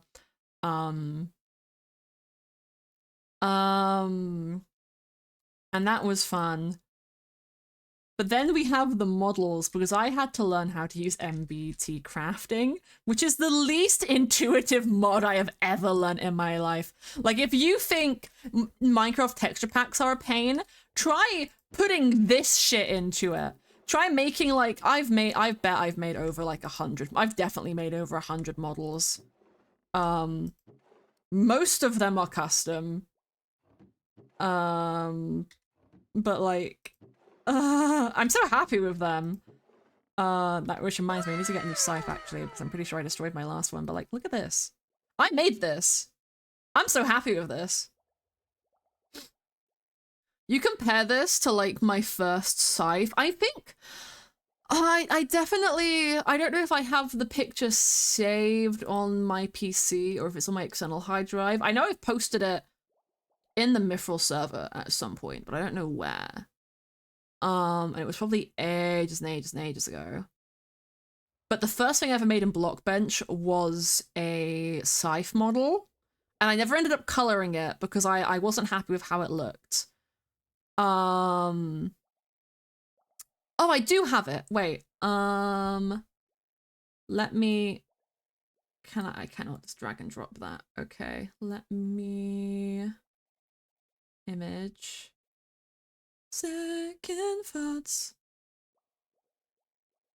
Face of me. I actually do have it saved in my picture folder, which is wonderful. Let me show you the first of a Blockbench model that I made that never saw the light of day, and then I'll show you it on the server, because there is actually technically a version of it on the server. So this is the original model that I made, and the problem with it is, if you look really closely, one, the blade is all like flat, so it's all intersecting and interlocking with each other. They're all squares and they're all looking ugly because they're overlapping in bad ways. And the staff itself is detailed, but it's too detailed, and I'm using like half pixels to try and make detail and shapes that you just don't work as well in Minecraft. That's my attempt of a crescent moon up there. That didn't become this scythe. That actually ended up, after I worked on it, it became this scythe. So this is technically the first model I ever made in Minecraft. Technically. Was this scythe.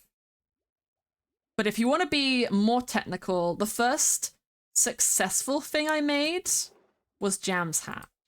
But specifically the black version, because it was originally for Panky, and then I just reused the model I already had, because the Panky hat broke, okay? I broke the texture, and then the model file got corrupted, and I spent like days panicking about it. Also, thank you, Oni, for the follow. Thank you so much. I spent days like anxiety ridden because I could not get this bloody hat to work. And then I had the same issue when I put it in for Jam, but I did get it working. It doesn't quite work with my skin because of the 3D skin layers I have at the back of my head. But it is a very cute witch's hat. It's got a nice little curve to it. The Santa hat is quite similar.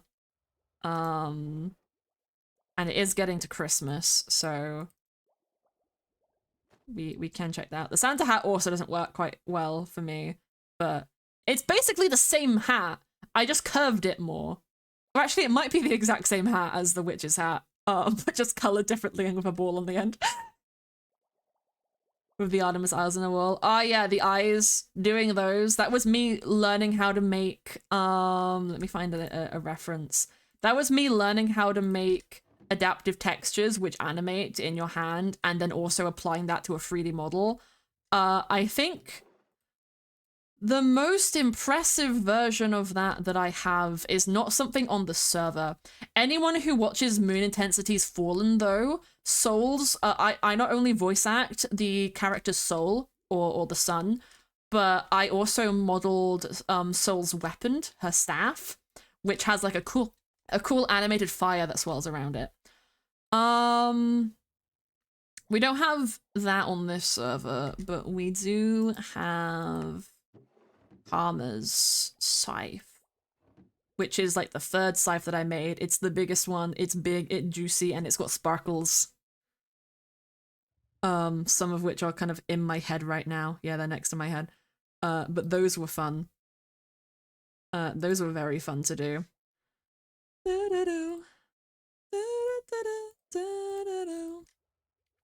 I gotta be careful not to show off any. Actually, I think most things have been seen now. Spenning, you're good, you're good. I also like Charlie's. Charlie's is a fully animated model. Because it's just fire on a fist. So I tried my best. I could probably add more frames to this and make it look more like better and interesting. It was my first, like, I don't know how to animate normally. So animating onto a model, difficult, but you know, I'm pretty happy with it for what it is. The effect is clear. The effect is clear what it's meant to be. And that's great. I really should have made the server with like a thing for just turning off enchantment shimmer, because you kind of need the enchants for the hats to really like work, but it kind of breaks the models a little bit. You can get a scythe in Xenoblade 2 only in New Game Plus though. That's fun. That would be my main weapon. I love scythes. I love scythes. Did you guys know I'm a Soul Eater fan? I love Soul Eater. Best anime. My favorite. There's a scythe in it. There is a scythe in it, guys. There's a scythe in it. I actually do need another pair of my ears because I actually don't know where I've put mine. I don't know where my ears have gone, guys. I don't know where my ears went. So now I have my ears back. There we go. Really are a fan of Soul Eater. I know, can you tell? Oh, it's not like I talk about it all the time. Even though I haven't watched it in like 5 years. I'm gonna rewatch Soul Eater at some point. I need to. It's on my list. It's been on my list for fucking ages. Oh, oh. Gone, whoa, whoa. How are you gone? I just been having fun walking around the server reminiscing, I'm not gonna lie. We got what I was doing done so quickly, and now I'm just kind of here.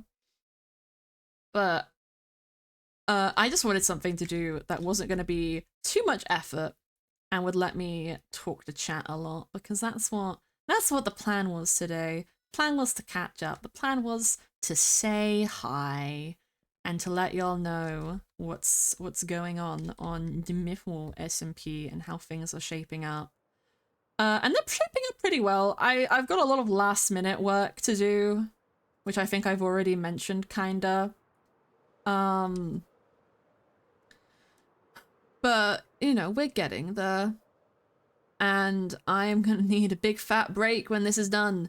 I'm thinking December is probably just gonna be the odd, like, Mythrill streams, because that's when the finale's gonna be. And, I definitely want to get a Mythrill monthly before the end of the year, which might be a little bit difficult, but I want to try and get the last Mythrill monthly before the end of the year. And then release, or make and release the recap video in the new year, and that will be the server done. I also want to do like an epilogue stream before the end of the year, potentially, if possible. But we'll see. We'll see. I might extend the server so that like people have a little bit more time to do epilogue streams so they can get the first month of next year. And that'll probably work out pretty well, all things considered, because February is when I'm moving my driving test to, so then I'll be clear for it. I'll be clear. But that's what's going on. Andrew, what's your list mean? How big is that list now? List? Did I say list? Did I have a list on me? I have a list on the server, technically. Did I say list? I have a memory of a goldfish. I don't remember what I said. Watch list. Oh, anime list. My watch list of shows. It's very long. I read out just the anime side of it. There's probably more because I forget. I have like an Annie list page where it has down the stuff that I've watched, and I don't know if it has the stuff that I want to watch on it, but it might. I don't use it very often. Like I very rare. Last time I went on it was when I finished Attack on Titan. I think the next anime that I'm gonna watch is gonna be Dandadan because it's 12 episodes for the first season. And then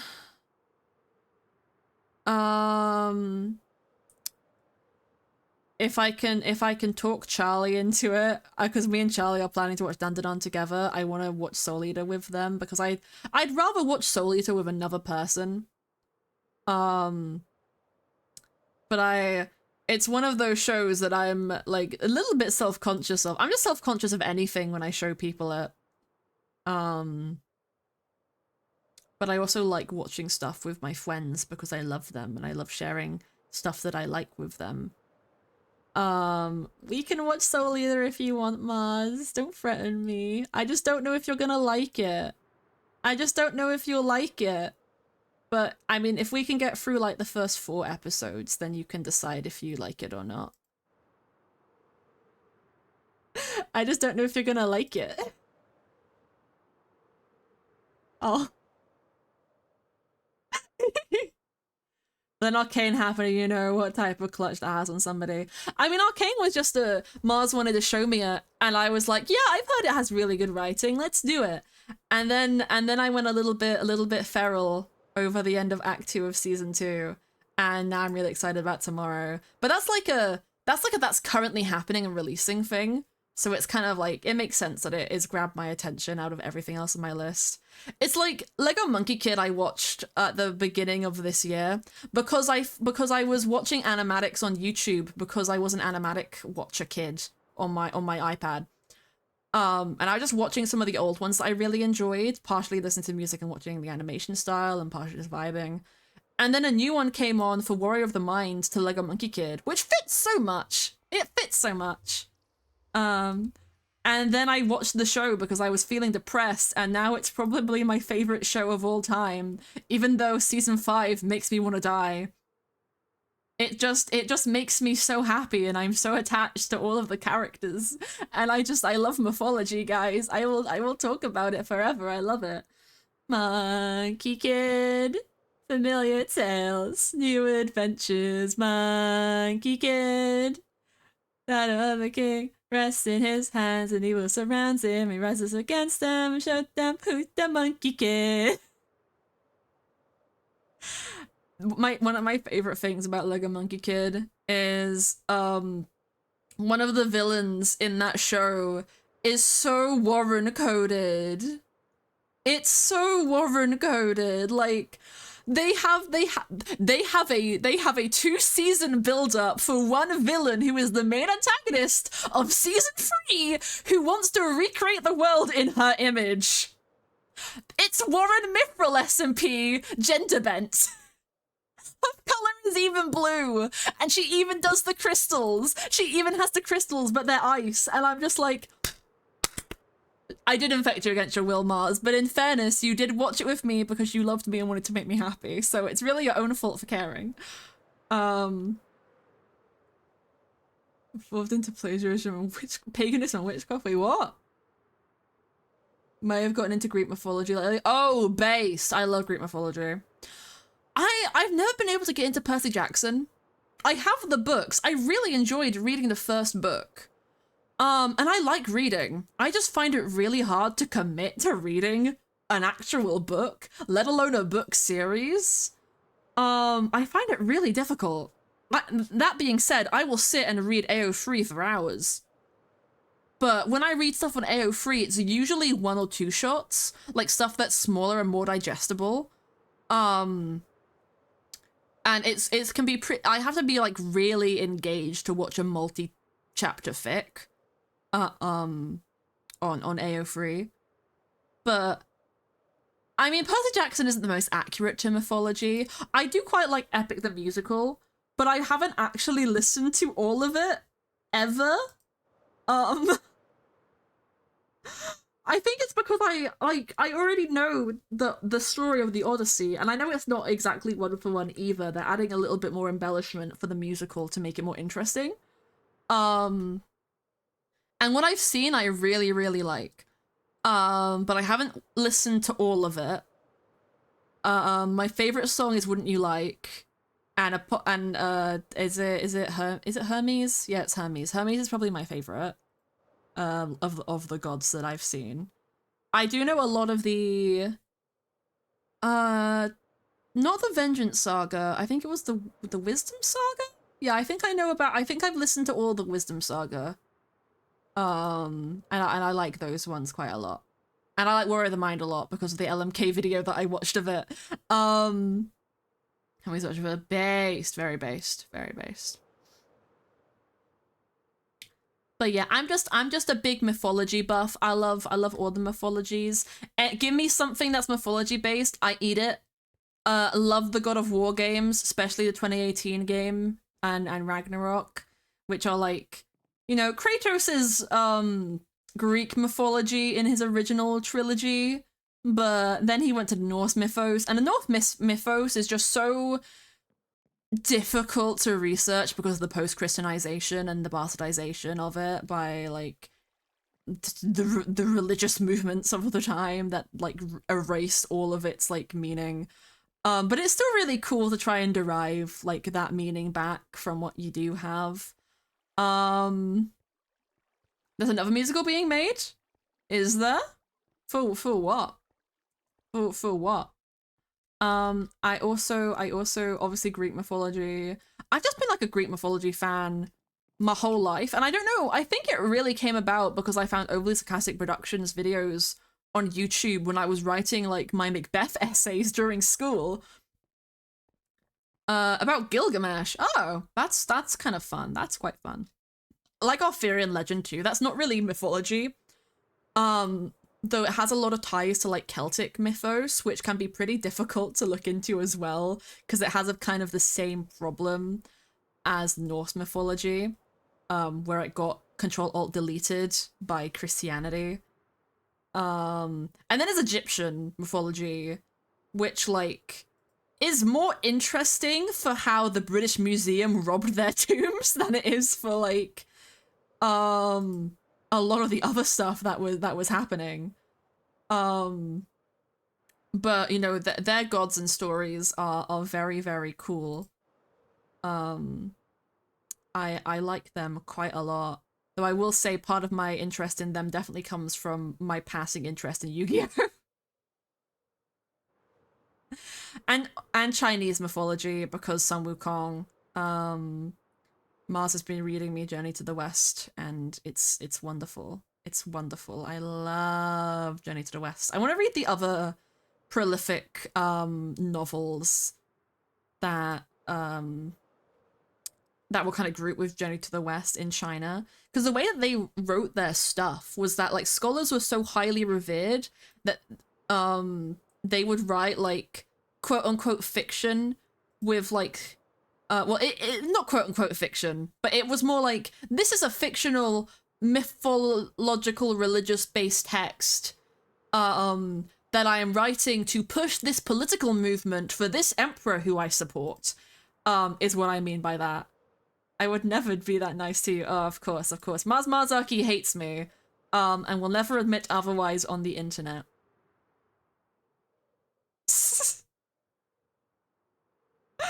Oh.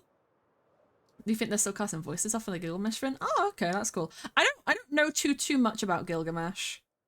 Of all my mythology musings, that is one which I have a little bit on the wayside. But oh, you know what's fun about Arcane? Because I brought up Macbeth, is how all of the beginning shots are based on tragedies, which Mars Marzaki initially told me, and then I saw a video of it on TikTok.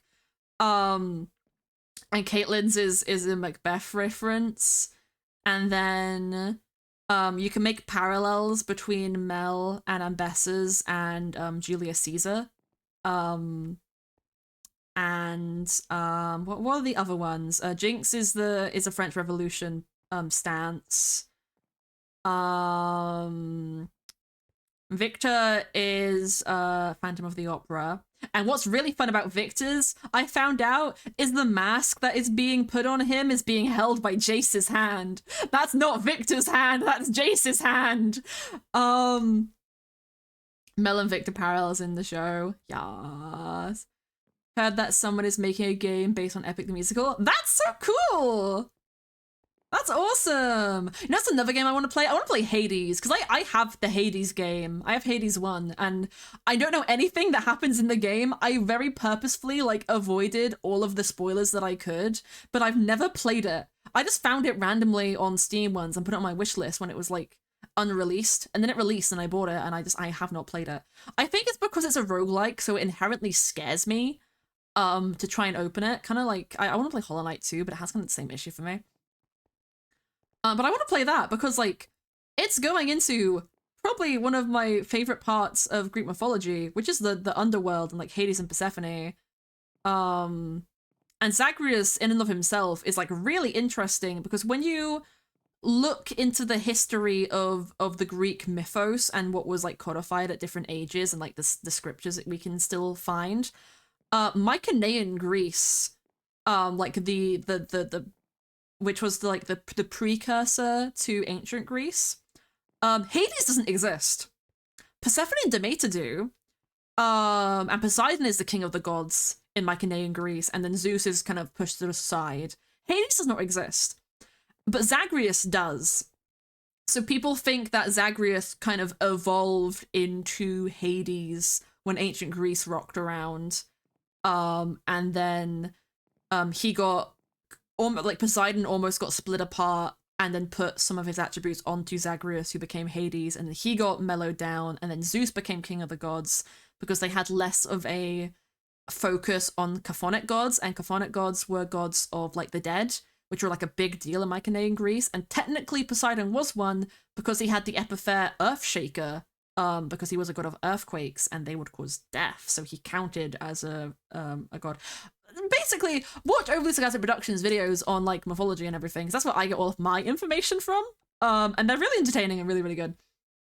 I also found out that the person who does the mythology videos, Red, also has a comic on Tumblr. I have not read it yet, but I follow the page, and at one point in time I will end up reading it, but I haven't yet.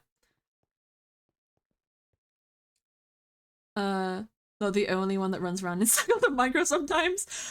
Yeah, sometimes when I need to brainstorm, I'll just come jump on trees. It's very fun. It's like a stim toy. Minecraft's just my stim toy at this point. I'll just go zoom. I'd love to see one of those, like, TikToks with Minecraft footage in the background, and it is just this. It's just me running in a circle on a roof, doing nothing else but running in a circle on this roof. That's the peak content TikTok wants, is running in circle on a roof. Oh. It's just a canon event for people, definitely. Either Konoko, Iconic Gear. Why would that work? It probably wouldn't, but it would be funny. You play Hades, you decide to stream it. I don't know if I decide to stream it. I always get, like, iffy about streaming other things, because the thing with Minecraft is, like, it's really easy to just get on and just do nothing and still have, like, an entertaining time, because it's one of those brain-rotty games. And there is a lot to do. Like, if I wanted to just talk and do nothing in Minecraft, I could just go do parkour. We started this off by building. Like, I could always play survival or do a speed run. There's just, like, so much versatility in it. And obviously, like, we do RP on here a lot. And I don't play other games a lot. And when you're doing, like, stream and you don't play other games a lot, and people come to expect just one game from you, they tend to not watch the other things that you play, which is always, like, the worry.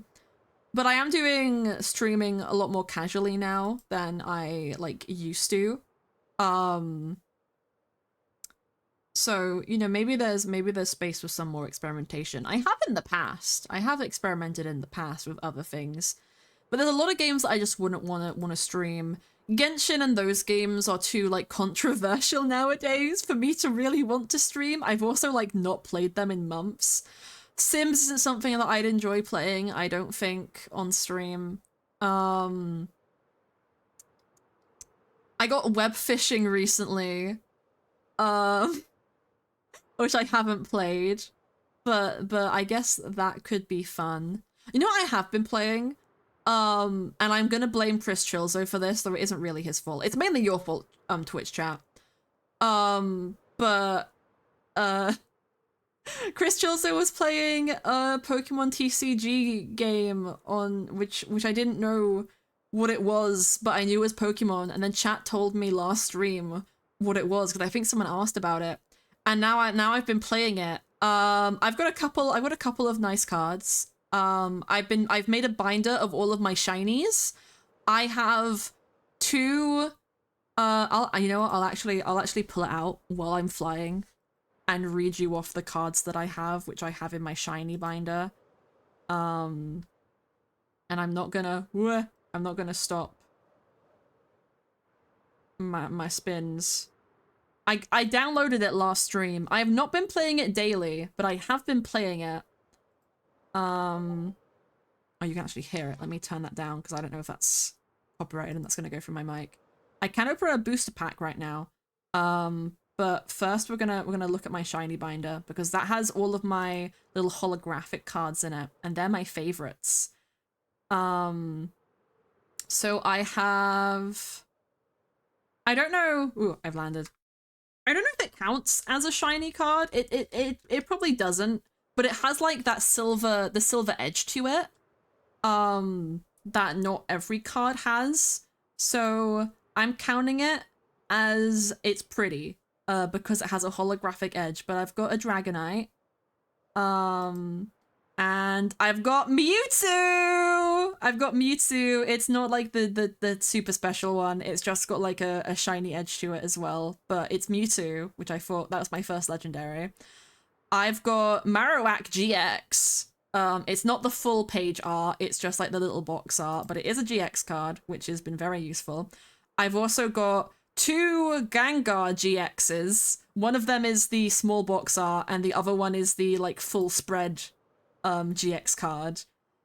I've got a Wigglytuff GX in the little box. EX, yeah, sorry, EX. I can't read. And then I've got, along with that second Gengar, I have 4 other full spread art cards that are like the entire card is the art, and that is a Nidoking, I've got a Weezing, a Bulbasaur, and a Snorlax. And the Bulbasaur was actually my first, what is it called? I forget what that mission is called, not mission,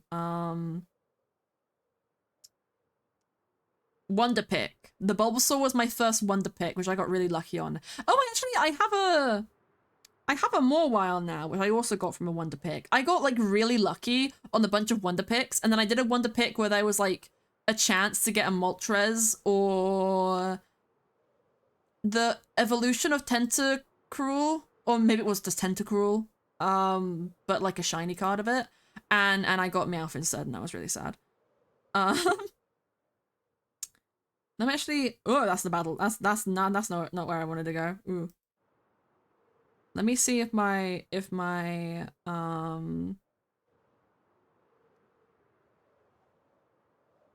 My Mawile isn't shiny, but she's pretty, so I was happy to get her. Do you know that in the Pokemon TCG Pocket game, Zapdos is weak to electric types? Really?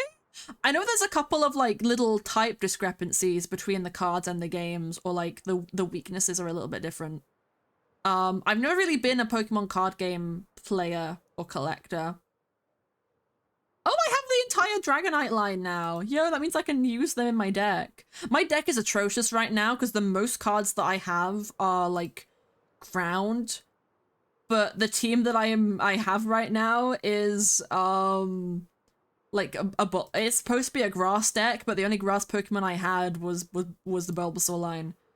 So my energy distribution is just terrible. It's terrible. I need to make a new deck. I also have two Eevees. They both have the same HP, and that neither of them are shiny, but they both have different art.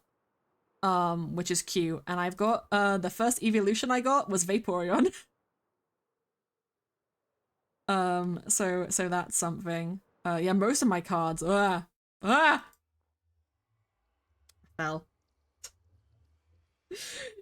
You know what? We're gonna sit here while I do my wonder pick of the day. What deck do I open, guys? What pack do I open? Do I do the Mewtwo, Charizard, or Pikachu?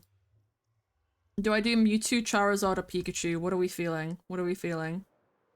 You have 180 plus cards. I've got like 150 right now. I want to say Pikachu. Okay, Esha spoken, and I'm gonna spin it.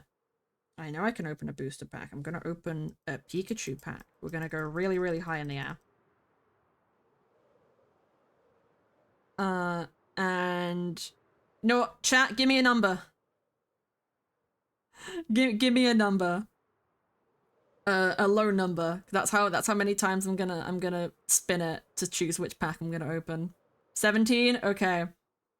Okay. 1, 2, 3, 4, 5, 6, 7, 8, 9, 10, 11, 12, 13, 14, 15, 16, 17. This better be a lucky card. I don't know where I'm going. Ah. Okay. First card is Minshino. Cute. Ooh, Helioisk. Which is cool. Slowpoke. Pinsir, that's a new one. Golurk, that's also a new one. That was the deck. That was the cards that I got. That's not bad. Two new ones. We might open another one if I have. Now I have 156 cards. Let me slot those cards away. Only bangers, only bangers. Evan said a 4. I'll do a 4 turn next time. Cuz I think yeah, I have enough of the little thingamabobs that I can open another pack. Do I open Pikachu again or do I open one of the different ones? This is great when you can't see my screen because it's on my phone. It's okay. You can imagine. I've done my 2 missions of the day, and one of my last missions is to open a second booster pack, so we're gonna do that. Do you turn the pack around before opening them? I just open them as I do them because I find that if you turn them, well, I can turn them around, but it's just easier not to because then I have to manually turn the cards that I get around, and I'm gonna get like the special one at the back of the pack anyway. So, Mewtwo, Charizard, or Pikachu? Not gonna lie, I open Mewtwo the most. Because I like all the cards that are in that one the most. I really want that pretty Gardevoir. I really want that pretty Gardevoir card. But Charizard, okay. That's the pack I opened the least. And we'll do a 4 turn. So 1, 2, 3, 4. Let's see what Evan's number nets us. Ponyta. Skiddo, that's new. Ooh, I got Blaine! During this turn, attacks used by your Ninetales, Rapidash, or Magmar do plus 30 damage to your opponents. That would be great for a fire deck that specifically has a Ninetales, Rapidash, or Magmar. I don't think I have any of those Pokemon yet. But I do have a Ponyta. So, that's something. Rattata. Brunswick-ish. That was it. I got the weird kissy Pokemon. Hello. I was opening decks on my Pokemon TCG. Now I have 161 cards. Look at me go. Look at me go, guys. I'm doing great. I'm really bad at this game. I say that I've only lost one of the battles yet, but I have only done beginner battles. Sure, that guard unlocks a trial deck? Oh, really? Huh. Oh, wait, where do I look at? Oh, I have to go in the battles to check what decks I have. Wait. Decks. My decks. I have a Sandslash deck and I have my starter deck that I made myself. And I have no theme for decks that exist. I can make a new deck. Huh. Okay, I'm gonna stop doing stuff on my phone that you can't see, because that's probably annoying. That's probably annoying, but I hope you liked me aimlessly flying around. My throat is killing me. But we'll keep going for a little bit longer, because I want to say that I might go live tomorrow. I don't think I can go live Sunday, because I think I have plans with people. So we might do something tomorrow as well, or maybe I'll just have to wait till next week. I'm taking advantage of my dad being away, to have fun loud streams. Mission, you have to redeem the rewards to unlock the trial deck. Okay.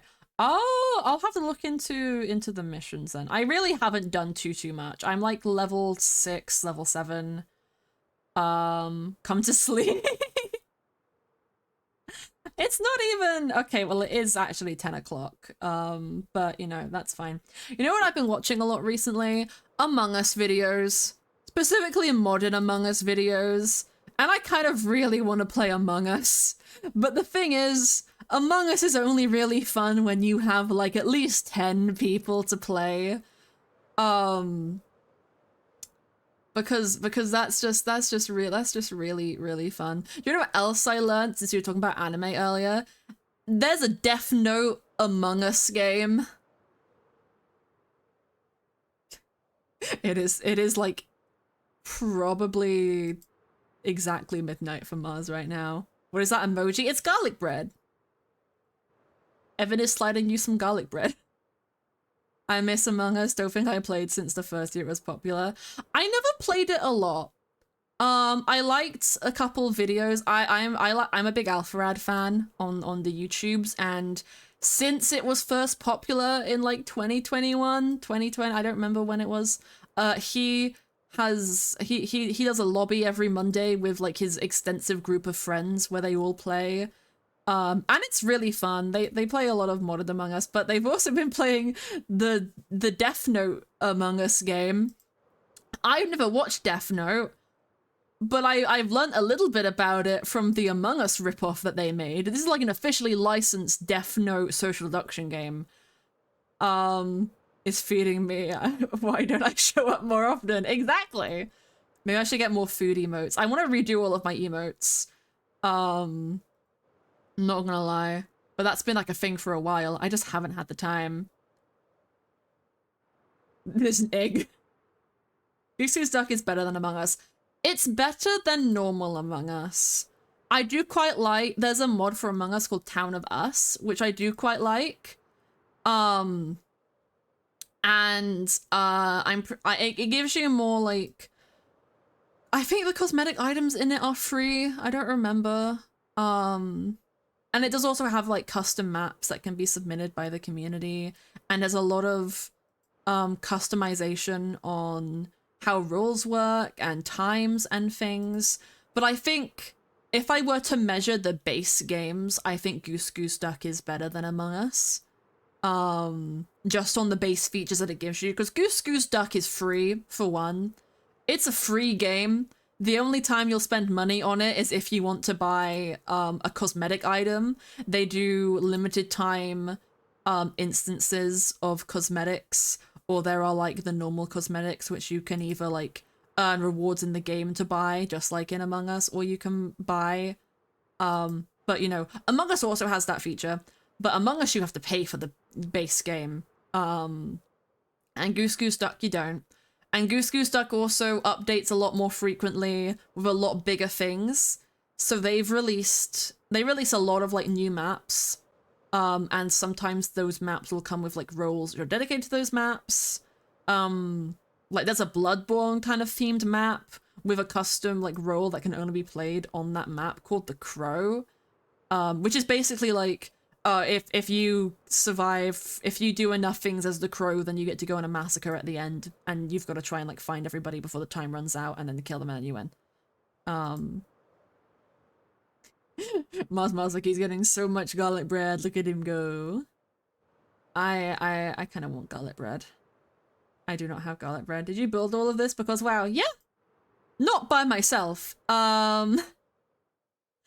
So all of this top bit I did by myself. The islands floating and the bridges and the thing here and the water. The towers and all of this stuff around the edge, apart from the portal, was done by El Pontferry.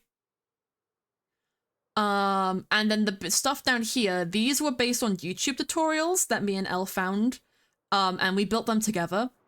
And all the trees were me. The trees were me. I'm pretty sure I copied the tree from my old house and built them all over here. But yeah, this is the spawn for our server. Or my server. And it's very cute. It's very lovely. And then we have so much going on. This is one of my favorite builds as the party area because of how many people helped build it. The Ferris wheel was Chris Chilzo. I did the duck. And I think I rebuilt the tent for the archery thing that Elle built because we had to move it. Honey and Jelly built this area here, and then I added in like the stim toys. I did the portal like at the beginning of the server. I built that pen. I either also built this pen or Mars built this pen, or I think Mars might have just added the camel. I don't remember. You remind me if you remember, Mars. I don't remember which one of us built this pen. Actually, no, I think it was me who built the pen because I remember faffing about with these trapdoors because the alpaca kept escaping. Not the alpaca, the camel. The camel kept escaping. Lizzie built this game, which is a functioning Connect 4. Just added the camel. Well, you did more than that. I'm just going by individual thing. I was going to cover the stuff that you did at the end. I did the duck pond. I remember that. The stalls were taken from the old Christmas market, which I built and just pasted down here. I did this tent in the middle. And the bouncy castle. This was Sheba. Or Maple, I should say. Sheba's the character name. Maple built the haunted roller coaster. This was Katie, though I think I did the little sandy bit. Golf course was me. The mushrooms were me. And then the stage back here was me and Mars. We worked on the stage together, which is my favorite bit. It's my favorite bit because I remember us building it and it was so fun. And for ages, this was the only thing that existed here. And then before the party stream, Mars went around and decorated the whole area with like little benches and extra flowers and stuff. I think Mars also added more mushrooms because I just had the ones in the middle, which is very cute. But yeah. See, I got to you eventually. I was saving the best for last. Gotta give me patience. I did set up this area, though, because this was originally a mountain. Fun fact, I built this part of the place, at the start of Arc 3, when Challenges SMP Season 1 was happening, and I died and couldn't play on the server, but I thought their farm stuff that they had going on was really cool, and I thought that could be a fun way for members to get to meet each other. And everyone was like, yeah, we'll do that, and then nobody built any of the farms. So I was like, okay, we're gonna scrap that idea, let's do something else over here. But so this was originally supposed to be like a communal, like, farm area for people to get resources, but you know, it's an RP server, so nobody cares about resources. Which, you know, checks out. I was just trying to think of fun things to do outside of lore, but things don't always pan out. But yeah, it's very fun. It's very fun. Also, thank you for the follow, it's Froggers. Thank you. Took me a minute to notice because I got so caught up in speaking.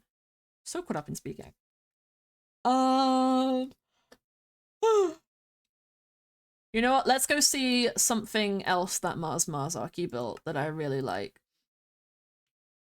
Mars Marzarki built the museum for the lovely Charlie Swarm because they were struggling to build something and they wanted a museum, and so Mars came on and built a really pretty museum. I did the bridge, because bridges are annoying. And I think me, Mars, and Charlie worked on the interior, but it was mostly Charlie. But I like this little outdoor patio area. This is really fun to do. And what's cool about this place is the books are all empty, but these are every person on the server. A couple people who aren't on the server anymore, but most of them are present members. And we also used armor stands to put the cosmetics on them. So there's an armor stand inside there that we had to meticulously place with my ears, and same with Lizzie's hat and Mars's stuff. And Rose doesn't have the flowers on because we got tired. But yeah, these are all really fun and really cool. Mars is a really good builder. Mars is an amazing builder. Mars is an amazing builder. And then we got this to represent atmosphere with Sad Charlie. I put a big gift shop over here because I needed an interior. When we updated the supplementaries, April Fool's Day this year, there was like a weird glitch going off supplementaries, and I didn't know if it was just a this is April Fool's that we figured out this is happening, or if it's a this is just an April Fool's thing. But it didn't make sense for me for it to just be an April Fool's thing, so we updated the mod, added amendments, and on the first day we did that, this sand was like rainbow. Like it was flashing between all the colors of sand, and I was so freaked out about it. And we tried to save it so it wouldn't change, but we failed. But it's kind of cute. And then over here we have the library where all the books are. Just a pretty big room. I actually like this space a lot more than I like the gift shop. Just because it's like, I like book aesthetics. They're fun in Minecraft. And then we have the main desk. And then upstairs is kind of a seminar area, I guess. I didn't know what to put up here. Charlie didn't know what to put up here. Nobody knew what to put up here. So big empty table, big set of stuff, a little stage, and map. So we got what the harbor used to look like before it was destroyed, minus the tree. And you know, that's really fun. And then we have the sanctuary, and the party area is included. Which is very, very cute. I like this build a lot. Mars also did I think all of the atmosphere bases, though I did help out with one of them. I don't know if I remember where they are though, is the problem. I think one of them's there. You've never seen the inside? That's cool. Oh, that's so fun. I don't remember what the first one was, but I'm like 90% sure the second one is here. Technically the third. Yeah, this one. Me and Mars worked on this together. This is Atmosphere's base. Mars did this so they have a bath, but it's far away so that Charlie didn't go in it because Charlie's character can't touch water, which I thought was really cute. I remember I did this little bit up here as a like storage nook. And then the kitchen. Love the kitchen. Mars added these shelves and I was like, oh, this is so cool because they're campfires, but they put the meat on them and they're like shelves, and I was amazed. I was amazed by it. And then just like some throwaway stuff. I did a lot of the speckling of the ground. I remember doing that. That was fun. And a scaffolding to keep the roof up. And we had a little meeting area that Mars did, and he did this really funny board where they took Funny Guy. There was a slime in a bottle called Funny Guy, and then there was a note said it's deadly poisonous, do not touch, which I thought was funny. Days About Incident. Sorry, Tim. Oh, and then Mars made Hilarious Potion Room, which is so cute and wonderful. And I love this little space. They took Funny Guy. Yeah, Chris and Charlie took Funny Guy. They took him. They wanted to give him a better home than being alone in here. But like, he survived this long. He can probably survive in that jar for a while longer. I worked on this just before the stream, I remember. Just adding in like a little carpet underneath here to make this space feel more filled. I think Mars put down these mannequins, though. Did I do the carpet? I think I did the carpet. Or maybe you did carpet, Mars. I did the rock work. I remember I did the rock work on this edge bit. My memory is not great. Most of the decorations were Mars. This hallway was all Mars, and then I went in and did the decorations. I decorated this room that Mars carved out. Which is very fun. This is Tim and Hilari's bedroom. Which is very cute. Very nice. And then Mars did Charlie's room, which is one of my favorite rooms in this entire place, because look at it. It fits Charlie's character perfectly in like their old like warrior little persona. And then fall in the lava and you get their secret room. And I had to add an exit because I was like, I don't want Charlie to have to swim up the lava because I don't know if they can do that. So I added the exit under the ash, which was fun. Tiny little bed in the corner because Charlie's lonely and doesn't need a massive bed. And then I think you started Steven's room and then I finished it, if I remember correctly. I took your bed design and moved it into the other room because it was really cute. And it's just fun. It's just nice and fun, and I love it.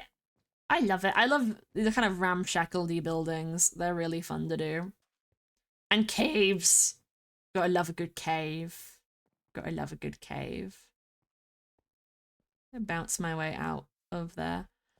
This just become like a mini tour as I round out. I'm thinking I am tired, but I'm thinking I might as well go for 3 hours. What's another not super often seen build? Oh, we have the village from fucking Jam's cinematics. This is Jam's home village. From cinematics that they did and the path that they had to run over here. Fawn. Ooh, yeah, Fawn. I'll go show them Fawn because you built all of that area and that was my favorite. Fun fact about this, the original recording that Jam did of their flashback with Anna dying was somewhere around here, but none of us could remember where. For the life of us, we couldn't remember where. So they just kind of slapped a new village down here to be like, yeah, it doesn't need to be in the exact same place. And so that was a thing. Let's go over the Fawn, though. I feel like we looked around here a bit after... Actually, not after your stream, but like at some point. But we'll look around it now because it deserves to be looked at again. Oh, the arrow made all the trapdoors go up. Okay, there we go. But Mazaki worked on all of this, and it's wonderful. It's wonderful. It's got big dead tree. With little... I love that it has like little place bits. I can imagine Fawn using them to kind of hide out and like watch if people are coming, like a makeshift watchtower when it had leaves on it and could hide them better before it was all like decaying and stuff. And then it has their tent, which is also getting like a little bit gradienty, which is cool. That stream was fun because either we forgot to place one of the books or we just kind of forgot where it was, and I forgot that Mars was OP'd, so I tried to subtly throw it at him, and then I just fully appeared in this skin before him, and it was really stupid. You jumped off that tree once? You did, Ash, you did. You helped us record a cinematic here, which is fun. Yeah, that was a top tier lore interruption moment, which I felt so bad about. I felt so bad about because I was trying to be super careful. I was like, I don't need to go invisible. Mars can't see me. I'm vanished. But when what we have on this server is a mod called Vanish, which if you're a server operator, you can do /vanish. And then it will say in chat that you've left the game. And I think anyone can see, anyone might be able to see you in tab still, or if they're not OP'd, they can't see you in tab still, but you're still on the server and nobody can see you. They can't see your like running particles. They can't see anything that you do. But if they're OP'd, you're fully visible. And I forgot Mars was OP'd. And then you can unvanish and then join the server. It was just kind of supposed to be like a lore help thing. But obviously it doesn't work when people are OP'd, so, you know, I'm silly. But then the cave came over here. And we go into the depths. We really like using caves on this server, huh? And then the redstone that Mars did on this was very precise, because the book was in the item frame here. And the redstone through here that Mars set up, because he's so very incredibly talented, was set so that it would it's still impressive to me. Command blocks are annoying. It was set so that when he held a book in his hand and was close enough to it, the floor here, there were leaves, they would disappear and he would fall down. How you did the stage 1. This one is simple. Oh. Wait, I don't know how you did the stage 1. This one is simple. Oh, the stage 1 is so simple. I'll show you. I've already shown the stage 1 on stream before. I'll show you the stage 1 again, Mars, because this is more impressive than the stage to me. But I had to be in spectator, kind of like in the wall, so I could see where Mars was, because there was a book up here that he had to pick up out of range. And then he picked it up and read it. And then he took it out of his hand and started walking down. And then I could put the redstone down. Because he did not have the book he was reading up there in his hand anymore. So it had to be precisely timed.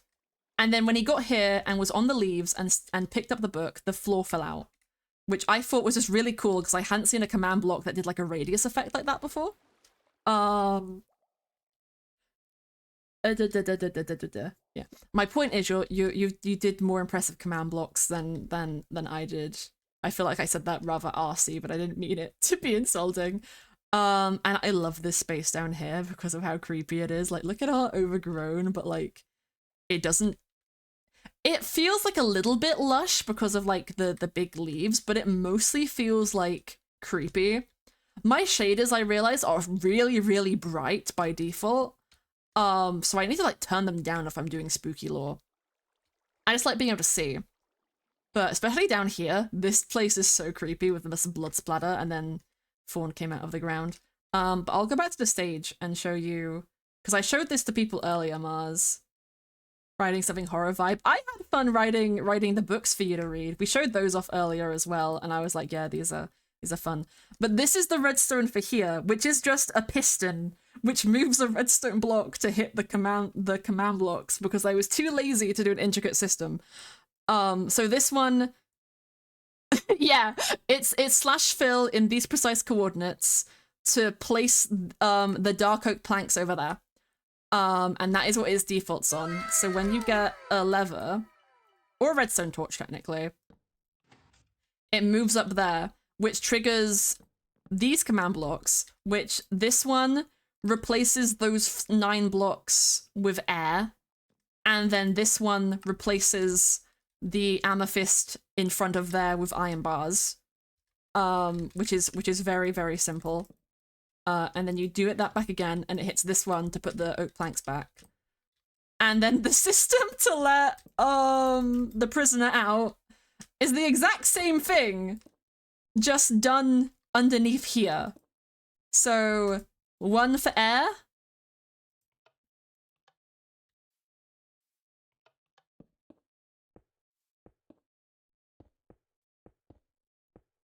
Oh, I broke it. I broke it. There we go, wait.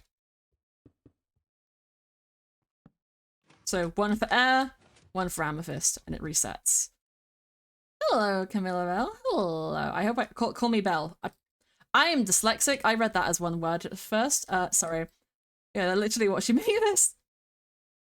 It's okay. It's okay. The most recent thing I showed you, Mars, uses the same system, but I learned how to chain command blocks together. And I also learned that if you do /fill, call, yeah. That's my brain breaking. Let me find a space that I can show this, because this is a default Minecraft command. And it impressed me. Yeah, let's do this. Okay. So I actually need to turn on my mini-map for this because it's easier to do the coordinates. So we do 1902 minus 296. That is our first coordinate.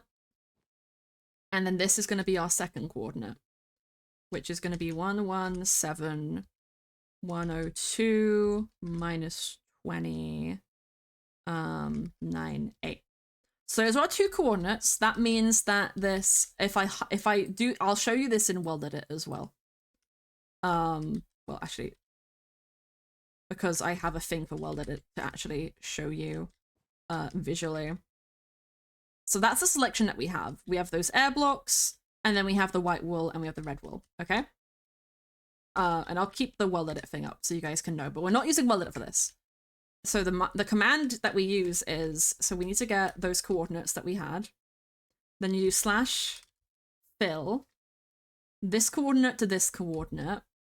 And we will do,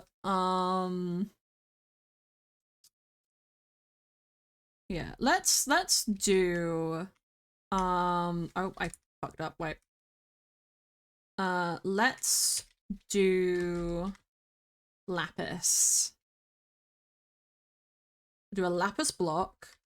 And then what you can do afterwards is you have these extra settings. Now, I don't know what all of these do. But I do know. So keep is going to keep any block that you specify. Replace is going to directly replace any block that you specify. So if we do replace and then do white wool, just the lapis lazuli gets replaced. And that is default Minecraft commands. I don't think there is a way to yeah, that you can't undo. You can just do the command. That's thing. You can just do the command again, but backwards. And it's a little bit more work than Thingamabob, than World Edit, because there is no undo feature, and it's just a little bit less intuitive because you have to manually import the coordinates rather than just being able to like use an axe or the /pos command to do it. But the fill command can be used in command blocks, which is very, very cool and very, very fun. And I have utilized that on something that, well, we won't get to see in the future actually, technically, but is a behind the scenes thing for cleanup. Because why do something manually if you can make a command block do it for you instead? I don't know when it was made to snow here last, but I hate it. I'm too lazy to put string on every single bit of like the sanctuary. But I'm also just I hate it. I hate it. My precious little aesthetic. My precious little area just covered in snow. Which is funny that I'm complaining about it because I would love it if my house was covered in snow right now. It does not snow in my neck of the woods very often, and that is a disappointment. I love snow. It reminds me of when I first watched My Neighbor Totoro with my lovely sister. Thank you for the follow, Bell. I still don't know what to call you. I'm sorry, I'm stupid.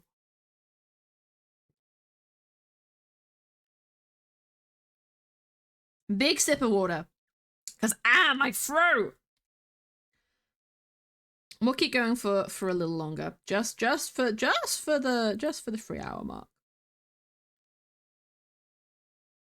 That's fun. Okay, there we go. My Spotify was showing the wrong song. Oh, and now my OBS monitor has gone black. Okay, I need to update my graphics card really bad. You're a sleep freak. It's not even late for me! The South got snow yesterday, mainly Isle of Wight. Was so cool. Maybe I'll wake up to snow in the morning. It's been fucking freezing. I'm the kind of person who I will constantly wear fluffy socks, even in the summer. Terrible idea, I know, but it's kind of like my sister steals my clothes all the time, even though she doesn't fucking live here anymore. And she took all of my socks All of them, apart from the fluffy ones. So I exclusively wear fluffy socks now because I can't be asked to get normal ones again because she'll steal them. Um, because she steals all of my stuff. Snowing all the way, I hate it. I love snow. But it's been so cold in the UK that I'm double layering my socks. And it's bad because I can't fit in my trainers when I have to walk my dog. So I'm gonna put my wellies on instead, which is probably for the best because it has been raining a lot. But it's so like cold outside. It feels icy when it's not yet. So I'm expecting it to snow this year based on just like how cold and horrible it's been. But usually when it does snow for me, it only lasts like a day or two at most. I haven't had like a white Christmas or like a week of snow since I was a kid. Like, since I was, like, a little kid, like, since I was 8 years old is probably the last time I remember it. But that being said, most of the moments of my life I attribute to when I was 8 years old because it feels like a close enough number to everything that's happened in my childhood. Because I don't remember a lot of it, like, before I was, like, 5. Horrific storm all week, because it is here. Oh, no. Well, there's your future forecast, Ash. I don't know if it's going your direction, but it might be. Oh no. Last time probably snowed was like 2017. I don't even remember. I don't even remember, man. Do you ever just sit back and think, wow, 2018 it was like 6 years ago. Thank you, Watch a Bottle Man, thank you. 2018 was like 6 years ago, guys. I'm not okay. Thank you for the hydrate, I need that. I'm not okay, I feel so old. I feel so old. You know, I feel like I need to get like a job at some point, and I feel very hopeless about it because I couldn't handle my last one very well.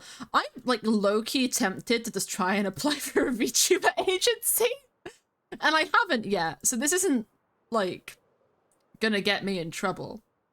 But I'm very tempted to just do that because I think it would be fun, and it would be something I'd get paid for. Uh, but then I'd probably have to leave all of this behind, which would be really, really sad. And I wouldn't want to do that. But like, I think I'd be good at it. We haven't had any snow since proper otherwise for the US. Yeah, I see, I see.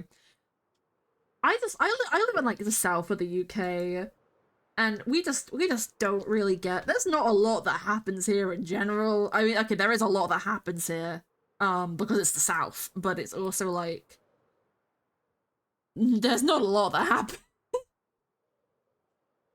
I think most interesting thing that happened in the South was the Olympics in 2012 and the royal wedding, which was like not the same. It was around the same time.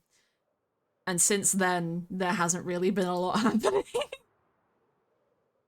2012 was just like the year to be alive in the UK if you lived in the South, and it's been a long time since 2012. It's been over 10 years since 2012. Oh god. It's been 12 years since 2012. What the fuck? Storm Burt, what the it's a middle-aged man name. They do that a lot. Did you know they had to stop calling like hurricanes and storms female names, specifically in America, because people wouldn't take them seriously if with a feminine name and were dying because they wouldn't take the female hurricane seriously? Funny basic Finnish name. That's fun. I just think America is silly. Like, it's a hurricane, doesn't matter what they're, like, calling it. It's gonna kill you. Oh.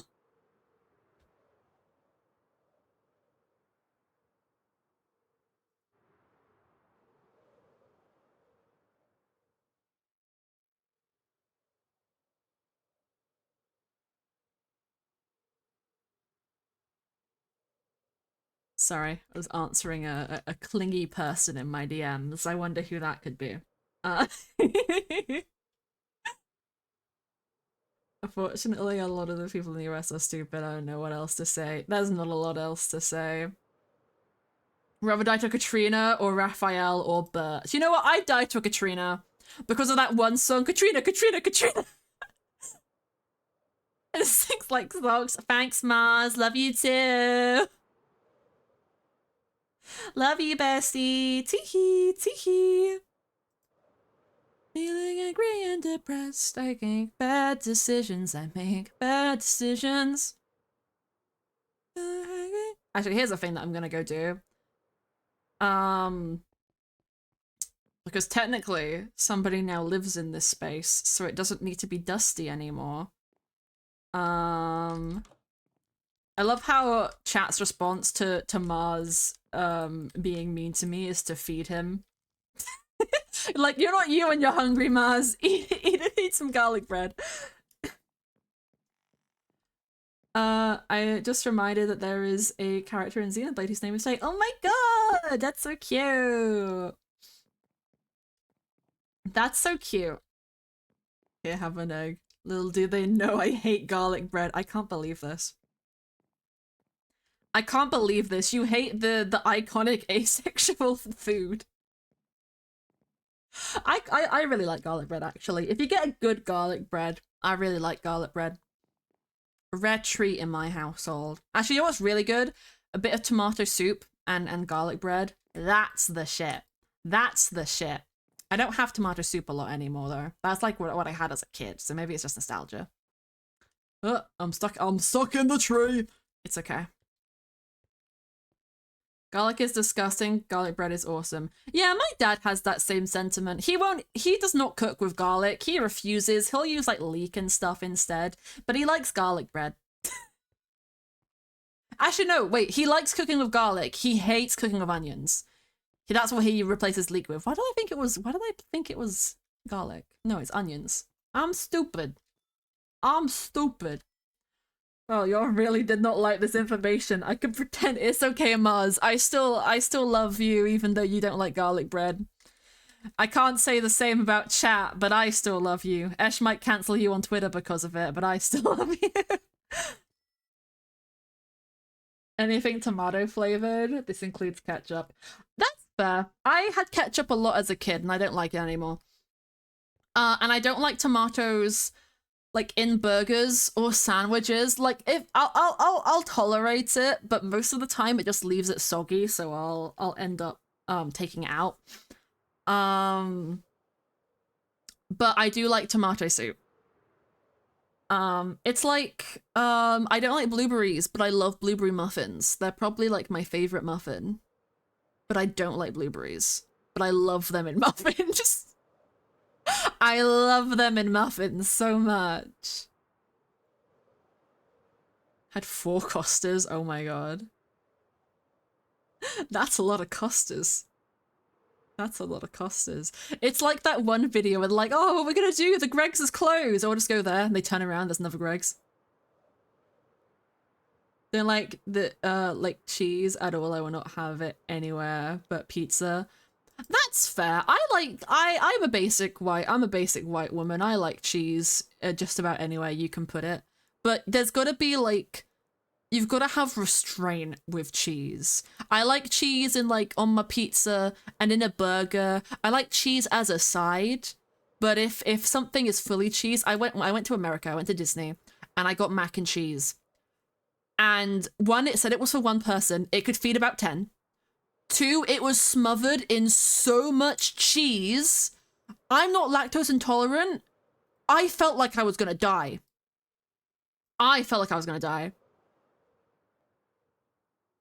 But I really like brie. I really like camembert, and when you like put little breadsticks in it. Do you want to hear? Yeah, send me a Discord invite. I don't usually accept invites from people on Discord typically, unless they have something that they really need to talk to me about, and this constitutes as that. So send me another invite and you can we can talk about that. after stream. Yeah. Just send me the invite now so we don't forget. I'll probably be ending in a minute anyway, but I am EP, so we'll see what happens. It just let me. I know. Oh my god, the gamers. You know what? This is gonna be like a little fun tidbit. I'm gonna say it whilst there are people in chat who it retains to, but Esh, April, and Ella, there's a fun cut content Mythrill thing which I think you're gonna love. When the server is over, there's a fun cut content Mythrill thing that you guys are gonna love. You three specifically.